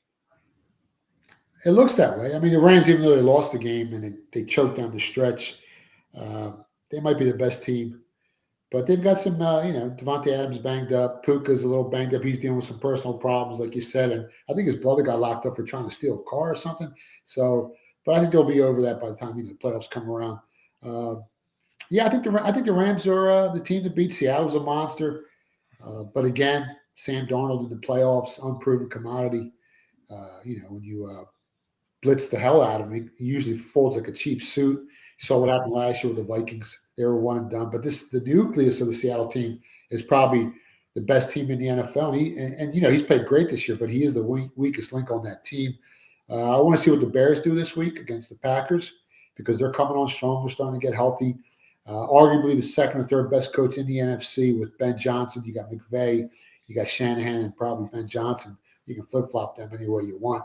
But the Bears, they caught my attention. But yeah, and let's see what the Eagles do this week. If they come out and they beat the Commanders convincingly as 7-point favorites, well, you got to throw them in there as well. But this is a very tricky game for the Birds here. I'm going to get to them in a minute here. We'll do them last. So you mentioned the Bears. The Bears play on Saturday in the game right after the Eagles here. Packers roll into this game at 9-4-1. And really the seeding in the NFC is still up for grabs there. Maybe not so much, and still maybe a little bit with that 1 seed now, but Bears come into this game. It's in Soldier Field. They're 10-4. Right now, I got the Bears, if I'm not mistaken, favorites by 1.5 in this one. 46.5. Who do you like in this ball game? Game opened up Green Bay -3, and it flip-flopped. The Bears were favored for, a couple of minutes, and then it went back to Packers -1, depending on, what sportsbook you use. But kind of like the Bears here. They're the much healthier team. The revenge angle is definitely in play after losing to the Packers a couple of weeks ago. And if you look at the box score in that game, and if you watch the game, Chicago had more first downs. They had 20 more rushing yards or 21 more rushing yards. They won the time of possession battle by like 7 minutes, and they had a chance to win the game late. They were inside the Packers' red zone, and Caleb Williams, if he throws that ball like a second earlier, it's not intercepted, and it's a 14-yard touchdown pass. Instead, he threw the pick, and they lost the game. But I like the Bears. I think the weather conditions favor the Bears, who have the weaker pass defense. They're expecting winds of like 15 miles per hour or higher, even stronger wind gusts. Bears defense leads the NFL with 30 takeaways compared to just 13 for the Packers this year. So I like the Bears here. I think they win the game. Revenge is definitely there. They can run the ball better than the Packers. I think they rank like 18 spots higher yards per rush attempt. And the Packers, run defense is one of the better ones in the NFL, but they showed they can run on that team. They had 140 rushing yards last time they played. And like the Bears, I think they win the game, actually. I don't even think you need the points. And if you want to put them in a teaser, like Bears plus 8.5 and under 53.5 because of the high wins in that game, I think you win that bet as well. How much have the odds for the Packers to win the Super Bowl changed with the loss of Michael Parsons? How much has that affected them? A little bit. I mean, it hasn't moved that much, but their odds have been going back and forth all year. They were the odds-on favorites, and then they lose to the Browns early in the season, and that changes. And, they've dropped a little bit. Definitely hurts their defense, but they're still solid, man. They're one of the best teams in the NFC and in the entire league. So this is going to be a true test against this Bears team in Chicago. If they can find a way to win this game, well, then you know what? They're still one of the teams to beat. The only reason I'm not going to bring up Chiefs and Titans, but I will bring up this Bills and Browns game. And I say this for a reason because, I saw the Bills lose to the Dolphins a few weeks ago, and this Bills team is not that great a roster. The quarterback is sensational, and the Browns have one of the top defenses in pro football. I don't think they're going to see a lot of points in this game. It's like 41.5, and the Browns are getting 10.5 here. I mean, the Bills have to win this ball game, and Shedeur Sanders has kind of moved the sticks a little bit for them. So, I mean, I think this is kind of a tricky game for Buffalo here. Boy, I'll tell you, I'm looking at Bills in the 10 here. I mean, I'm looking at the Browns in 10 here with this. Would I be off base with that? I mean, it's a lot of points. 10 points is a huge number, but it's a huge number for a reason. I think the line opened up 8.5 or 9. There's some sharp money that laid the 9. It went to 10. But honestly, I think the Bills destroy this team. I know the entire world's going to be betting Buffalo, and it's the public side. But I think the bookmakers are going to bite the bullet here. I made the price on the game, Bills -14, so I think the number's way off, to be honest. Buffalo's just a much healthier team. They got like a plus 14 health score advantage going into this matchup, and that's huge. Browns are dealing with a bunch of injuries, and honestly, this game could get ugly real fast. I mean, the only thing that could probably help the Browns stay within that Vegas number is the weather. They're expecting really bad weather. Winds 20 miles per hour, rain. But I don't even think that's enough. I think the Bills put an ass whooping on this team this week. The Bills still have a slim shot to win the division, actually, if they win out. And if the Patriots lose to either the Jets or Miami, regardless of what happens with the Ravens this week. So Miami could play spoiler. And I think the Bills are going to put the foot, to the pedal to the metal and just try to blow this team out because they got to get real hot down the stretch. Like I said, if they win out, if the Patriots slip up against a division opponent like the Jets or Miami, they could win the AFC East. Let's go over to this one here. Chargers and Cowboys. Now, I would think the Cowboys would like to finish up strong here. Chargers at 10-4 in the playoff hunt right now, and a strong playoff hunt. This football team's got a great defense. They're playing in Arlington. Cowboys play great at home. It's 2.5 right now, and I think it's 49.5 the point. So, I mean, that Charger team is excellent on defense. They're banged up in the offensive line. They've got obviously a great player in Justin Herbert. Dak Prescott is having one of those Dak Prescott years where the defense is the worst in the league, and the offense is the best in the league. You can't have any more of a swing. How do you see this game in Arlington? Yeah, I think it's going to be a great game to watch. I think they're Yeah. going to put some points in this game. The Cowboys are a slightly healthier team. I think they got like a +4 overall health advantage, and they're always tough at home. They played really well at home this year. However, I think they have less than a 1% chance of making the playoffs. And if you look at this Chargers team, they're starting to regain momentum. I think they won 3 straight, 6 of their last 7. And I think the Chargers catching 2.5 points here. If you can grab +3 on the Chargers, I think it's the right side here. Cowboys also had, issues all year with ball security. They ranked like 28th in the NFL in turnover differential. And every week I come on your show and I tell you guys, anytime there's a short spread and one team turns the ball over a ton, that's all they need to not cover the spread and lose the game. Chargers got one of the better pass defenses in the league, probably top 5. So that should negate, that Cowboys, offense where they're putting up a lot of points at home. But I think the Chargers at +3 is the right side. Man, there's some great games. And Jets, Saints, Vikings, Giants. I mean, holy cow, man. You talk about going to sleep during ball games. Those are some of your ball games there, too. Like Raiders. We'll get to this one here in a minute because I think that game could be a little interesting. And I'll tell you why here. We'll get there. But here's a game for really the lead in the NFC South. And if you know this about the NFC South, that means you get the winner of a division gets the first home field game, and that means you get the host. As of right now, heading into this game, it would be Rams and it would be Buccaneers that would play. And believe it or not, the Rams could have a psychotic record, and the Bucs could be 9-8 by the time the playoffs come. Panthers have been wild this year. They've played bad against the Saints. They've beaten like the Rams, and they beat the Packers this season. They're both 7-7. This is for the division lead. And if I'm not mistaken, Carolina still has to go to Seattle yet. So for the Bucs, this is probably a big game because it goes Carolina, Dolphins, and then Carolina. Big game for Tampa Bay going into Charlotte. What do you like here? It's 3 points right now is the spread here. 45.5 here, too, is the over-under on it. What do you like in this one? Yeah, it's kind of a shame because, like you said, the Panthers have some quality wins on the season against some pretty good teams. But I kind of feel like they let, that game last week, they let it slip through their hands. And it's probably going to cost them a chance to play in the postseason here. I like Tampa Bay here, even though Carolina is a slightly healthier team heading into Sunday. The biggest mismatch on the field to me is the Panthers pass defense, which ranks in the basement of the NFL in opponent yards per pass attempt. I think they're like 26th or 27th. And they're going up against a Buccaneers passing offense that may be the healthiest it's been all season. So I'm expecting, Baker to have a big game here. Another big reason why I like the Buccaneers is the Panthers' defensive line. They can't get any pressure. They're ranked like 29th in sacks per game. And if you can't generate pressure against Baker Mayfield, man, he's going to make you pay. I think they let the game slip through their hands last week. Like I said, I think it's going to cost them a shot at winning the division. I like Tampa Bay here, man. They're healthy and shake and bake, man. He's my buddy. He's Hey, man, like you said, Carolina gifted the Buccaneers that Saints loss last week. It just opened the door because they had everything in their hands to go and play and win this division, and they dropped that game against the Saints. Here's another big game. Jags, who would have thunk it, man? 10-4, Liam Cohn in his first year of coaching. I mean, Trevor Lawrence was just named the AFC Offensive Player of the Week. And you got this Bronco team that's won 10 in a row, 12-2. Who would have thunk it? They're the two best. I mean, they're the best team right now in the NFC or the AFC right now. I mean, right now, if the playoffs were to start, the Broncos would have to bye.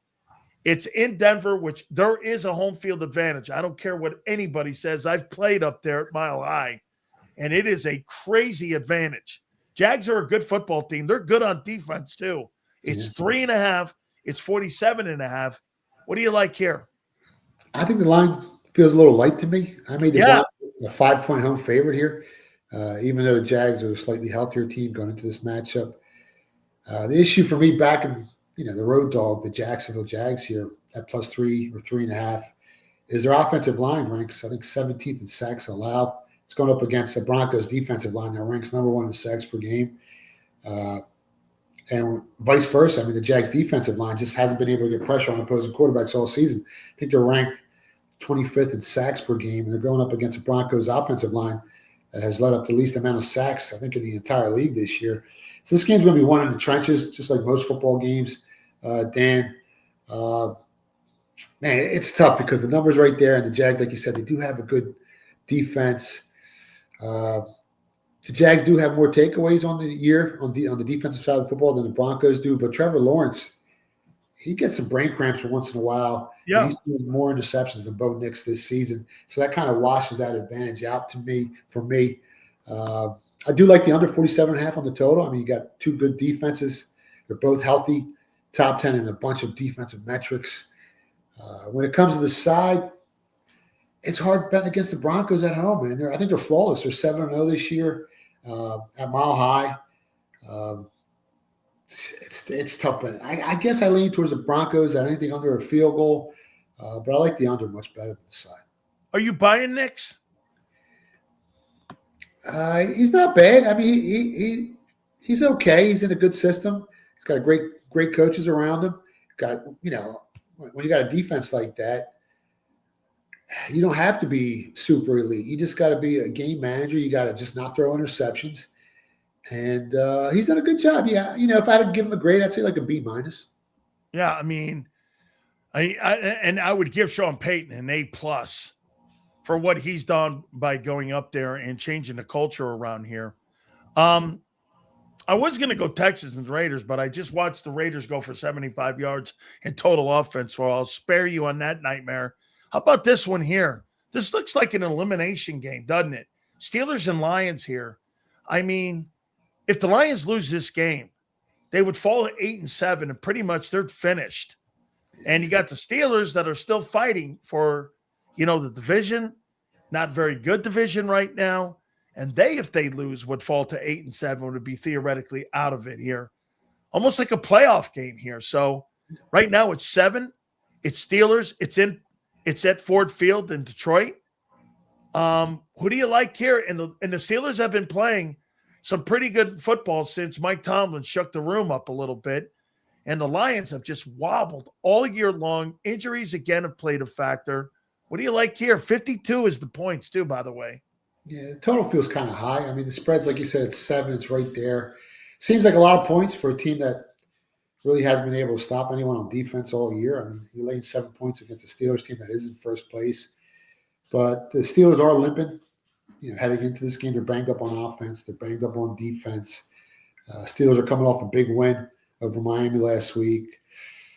Lions are coming off a tough loss to the Rams. Both teams are kind of stingy with the football. I think they're both, ranked in the top 5 or top 6 in turnover differential. So I don't expect too many turnovers there. But honestly, I think the Lions are the right side here at -6.5. The Steelers have lost every time they've played a team with an offense that ranked in the top 10 in points per game this season. I think they lost to Seattle, Green Bay, the Bears, and I think it might have been Buffalo by an average of like 11.5 points per game. They did beat New England. That ranks in the top 10 in that metric. But New England, if you guys remember, turned the ball over 5 times in that game. And they had, maybe like 170 more total yards and, like 10 more first downs. But the turnovers killed them. So I don't know if Pittsburgh can score with the Lions here. And they are banged up. They're just as banged up as the Steelers heading into this game. I guess anything under a touchdown, the playoff lives are on the line. I kind of like Detroit here. And at home, I mean, they've been really tough. I think they've scored 50 more points at home than they have on the road this year. So you're catching a Lions team off a loss that's fighting for their playoff lives, who play much better at home than away this season. I think Detroit's the side. They would be would they be a scary team if they made it to the postseason too? I mean, look at the offensive weapons they have on that side of the football. And then you look at Chicago, not with really a lot of weapons. I mean, if you look at, especially with Michael Parsons being out with Green Bay, they lose the tight end, the Packers do. They're limited in Chicago. Would the Lions be a frightening team if they were able to get into the playoffs?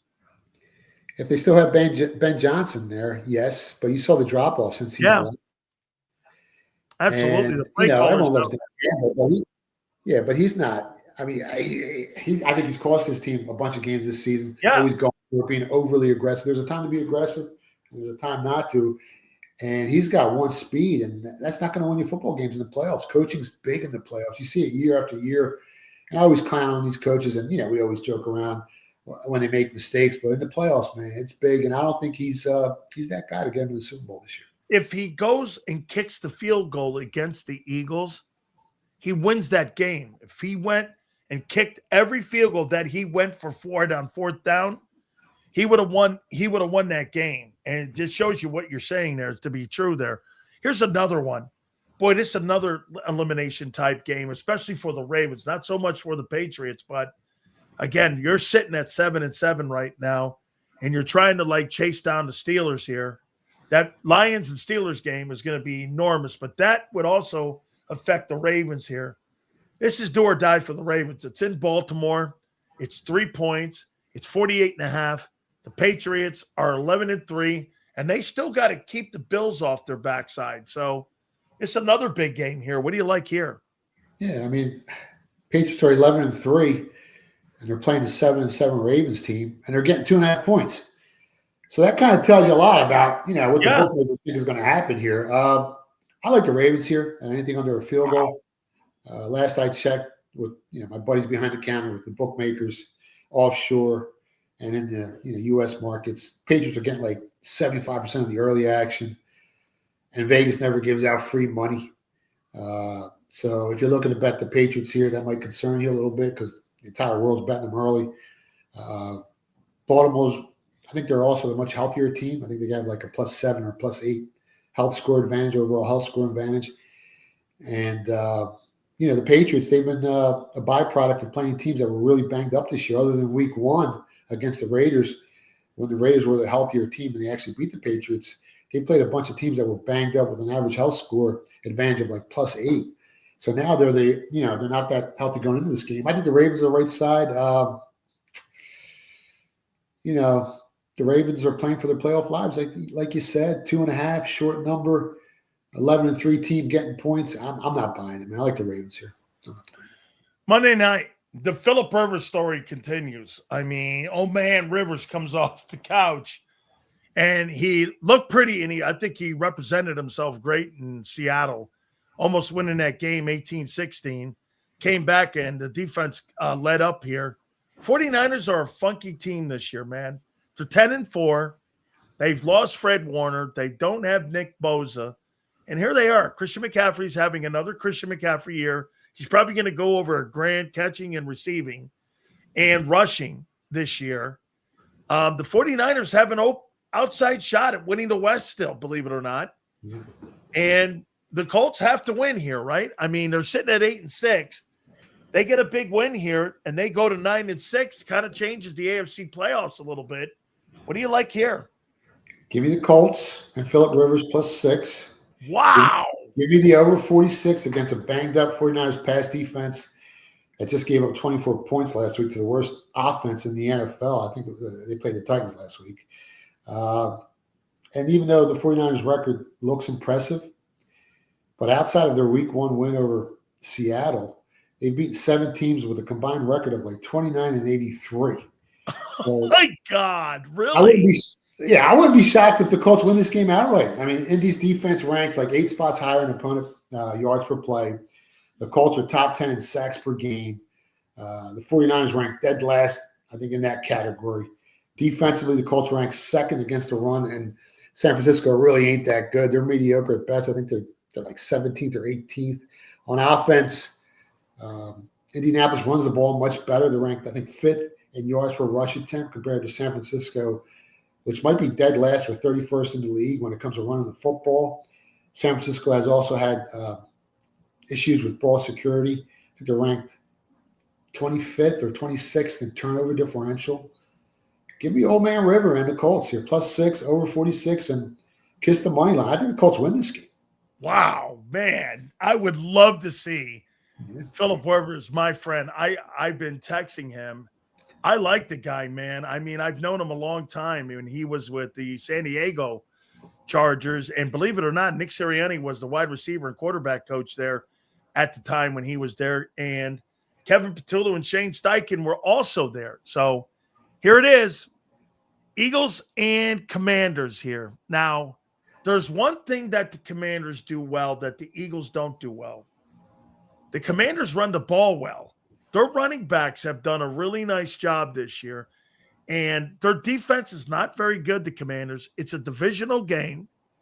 The only thing they do well, as I mentioned, is run the ball. Philadelphia 9-5 heading into this game. It's 7, the points. It's 44.5. What do you see going into Landover? This game's kind of tricky, man. It sure is. I'm not trying to scare Eagles fans, but they just blew out one of the worst teams in football, a Raiders team last week that ranks dead last in almost every defensive metric. And even though Washington has one of the most injured and weakest defensive backfields in the NFL and has only won 4 games, I think, all season, this isn't going to be a walkover. When you look at Mariota and the games he started, he's actually shown the ability to move the ball and put points on the board. With Mariota under center, I think Washington scored 29 points against the Giants. They took the Broncos to overtime. What they scored? 20. They lost 27-26 in that one. And the Broncos probably got the best defense in the NFL. They put up 41 points against the Raiders. The Eagles only put up 31 against them. And they scored 27 against the Falcons. And Atlanta still has a defense that ranks in the top 10 in a bunch of defensive metrics. So this isn't going to be a walkover. Mariota is playing possibly for a starting job, next year. To me, he's had a great season. I think he's thrown for like 1,600 yards. He's got like a 62% completion percentage. It's a road divisional game, which, things can always get weird. Obviously, I think the Eagles are the better team, and the Eagles are the healthier team, which is huge. And Washington, they turned the ball over. I think they got the 3rd worst turnover differential in the entire, league. But, take the Commanders in the 7. This is a late season divisional game, and they're always kind of wacky. And man, the other issue I got is 90% of the early action is on the Eagles. The entire world's betting the Eagles, and that never ends well when you're laying 7 points against a divisional opponent on the road. I kind of like the Commanders. And honestly, I kind of like the over a little bit. As long as the weather stays the same, they're not expecting high winds in the game. But it wouldn't shock me if Washington won. But I think the Eagles win the game. But I don't know if they cover the spread, man. I like the Commanders +7. Commanders and +7. What an on-the-limb move there by the legendary Philly Godfather. This will be a big one here. You'll get hammered if you're wrong here next week, just like Howard Eskin. And just like Angelo, man, you'll be just like that. Holy cow, man. Folks, take this. I'm with them. Take the 7. Take the 7. All right. So let me get you here tonight. Okay, this is in Norman. OU's favored by 1.5. Alabama rolls in. This game earlier in the year, or kind of later in the year, I guess, OU won this game against Alabama. Alabama's offense has been struggling. Down the stretch, they had a tough game against Auburn. And I don't really trust that Oklahoma offense. What do you like here? And who do you like? I mean, originally the line opened up Alabama -2.5. Oklahoma's a 1.5 point favorite, depending on which sports book you use. There's some sharp money on Oklahoma, which I don't really agree with. I don't agree with the move in the market. I mean, if you look at the last time these two teams played, and I was on Oklahoma last time they played, I was kind of lucky Oklahoma won that game and covered the spread as dogs, but Alabama had 10 more first downs. They had almost 200 more total yards. And the reason why they lost that game, they couldn't hold on to the football. I think they had like 3 turnovers. One was a pick 6, and another one might have been fumbled in the end zone. I forget what it was, but Alabama should have won that game if they didn't get brain cramps and make some mistakes. They also won a time possession battle by like 10 minutes in that game. I usually like betting good defensive teams come, playoffs in college football, and Oklahoma has one of the better defenses. But Alabama, they're getting some key guys back. Jam Miller's supposed to play. Their tight end, what's his name, Cuevas is playing, and they're getting their guard back. So, they got some guys coming back. They're also getting some defensive guys that did play in the Georgia game. So I kind of like Alabama here. I like the -2.5. Now they're giving me 1.5 points as a dog. I kind of like them +1.5. I think it's going to be a great game to watch. And I think they're going to put up some points in this game. I think it might go over 40 as well. But I like Alabama plus 1.5. Saturday, Miami, the early game against Texas A&M. It's at Kyle Field. A&M is 3.5, and it's 47.5. Like Canes roll into College Station. Who do you like? Yeah, game opened up 4. It dipped down to 3.5, like you said. I saw a couple of threes pop up in the market. The total opened up 51.5. It's dropped, 4 points. So that tells you right there some real sharp money on the under. Early bet splits, pretty close. I think Miami's getting like 55% of the tickets, early action, so that's no big deal. But I really like the way Miami's played down the stretch. The last 4 games, they've beaten their opponents by like 110 points. And now they weren't the best. They were who they play? Syracuse, NC State, Stanford. Virginia Tech, and Pitt, right? Last 4 games. Stanford. Yeah, Stanford. So, but they've played some really good football. And after going through all the numbers, all the metrics, the common opponents they faced this season, I want to be honest, man. This game feels like a coin flip to me. Yeah, it is. Yeah, and the Aggies, I mean, they won 2 close games against Notre Dame and Auburn. And the common denominator with those teams is they both have really good defense. They ranked top 25 in a bunch of metrics, top 20 in sacks per game. And when you look at A&M's only loss this season, it was against another good defensive team, the Longhorns. And they also, they profile in all those metrics as well. I like Miami here, plus 3.5. I mean, their defense, lines up with those teams' defenses, top 20 in a bunch of defensive metrics. And I think they got a shot at winning the game. Do they win the game? I'm not sure, but at plus 3.5, you're giving me on a coin flip. I'm going to take that bet every time. I like Miami here, plus 3.5, and I like the under. How about this one here? Tulane and Ole Miss. It's 17.5. Does Tulane cover? It's 57.5. And remember, they don't have their offensive coaching staff. Now, I do believe they have their offensive coordinator that Lane sent back, but they're missing a ton of offensive coaches. I watched that Cure Bowl the other day without their head coach, and USF got annihilated. So a factor, do you think you take Tulane in the 17.5, or because it's at home, you take Ole Miss? Now, before I break down the game, I think it's a shame that Notre Dame was left out of the playoffs. I mean, they would have been right. This is the minor leagues. Yeah, Notre Dame would have been a 5-point favorite over both Oregon and Ole Miss, at least a 5-point favorite. So, the playoff committee, they got to find a different way to evaluate who gets in. And I know you're not the biggest Notre Dame fan, but I thought I think they belong in too. I do. Yeah. So let me ask you a question: How does the selection committee keep them out? Number one, and what would you do to change the process and the criteria for who gets in? Because this Notre Dame team really had a chance to win it all. Like, that's how good they were. They got better as the year progressed, same as last year. I'm not saying they would have won it, but they would have been 5-point favorites against both these teams.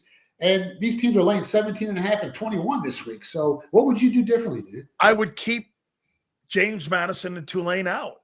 They don't belong in. Well, you don't put minor league football teams into a big-time college football playoff. They're minor league programs. Yeah. Look at the point spread. They don't belong in. No. Notre Dame would be favored over both, like you said, this weekend. Maybe Oregon and Ole Miss. I mean, it makes no sense to put these teams in. I mean, these are like throwaway games. Yeah, and you look at what happened last time Tulane played them, they got blown out. I mean, they gave up 45 points to Ole Miss. They gave up like 550 total yards of offense. And even though Lane Kiffin is gone, I actually think the opposite effect of what most people think is going to happen here.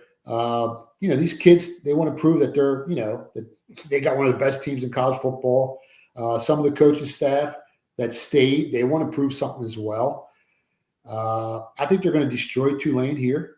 I think they miss, Lane Kiffin more against, the much better competition. But a team like Tulane, I think they're going to beat them senseless. I think they cover the spread.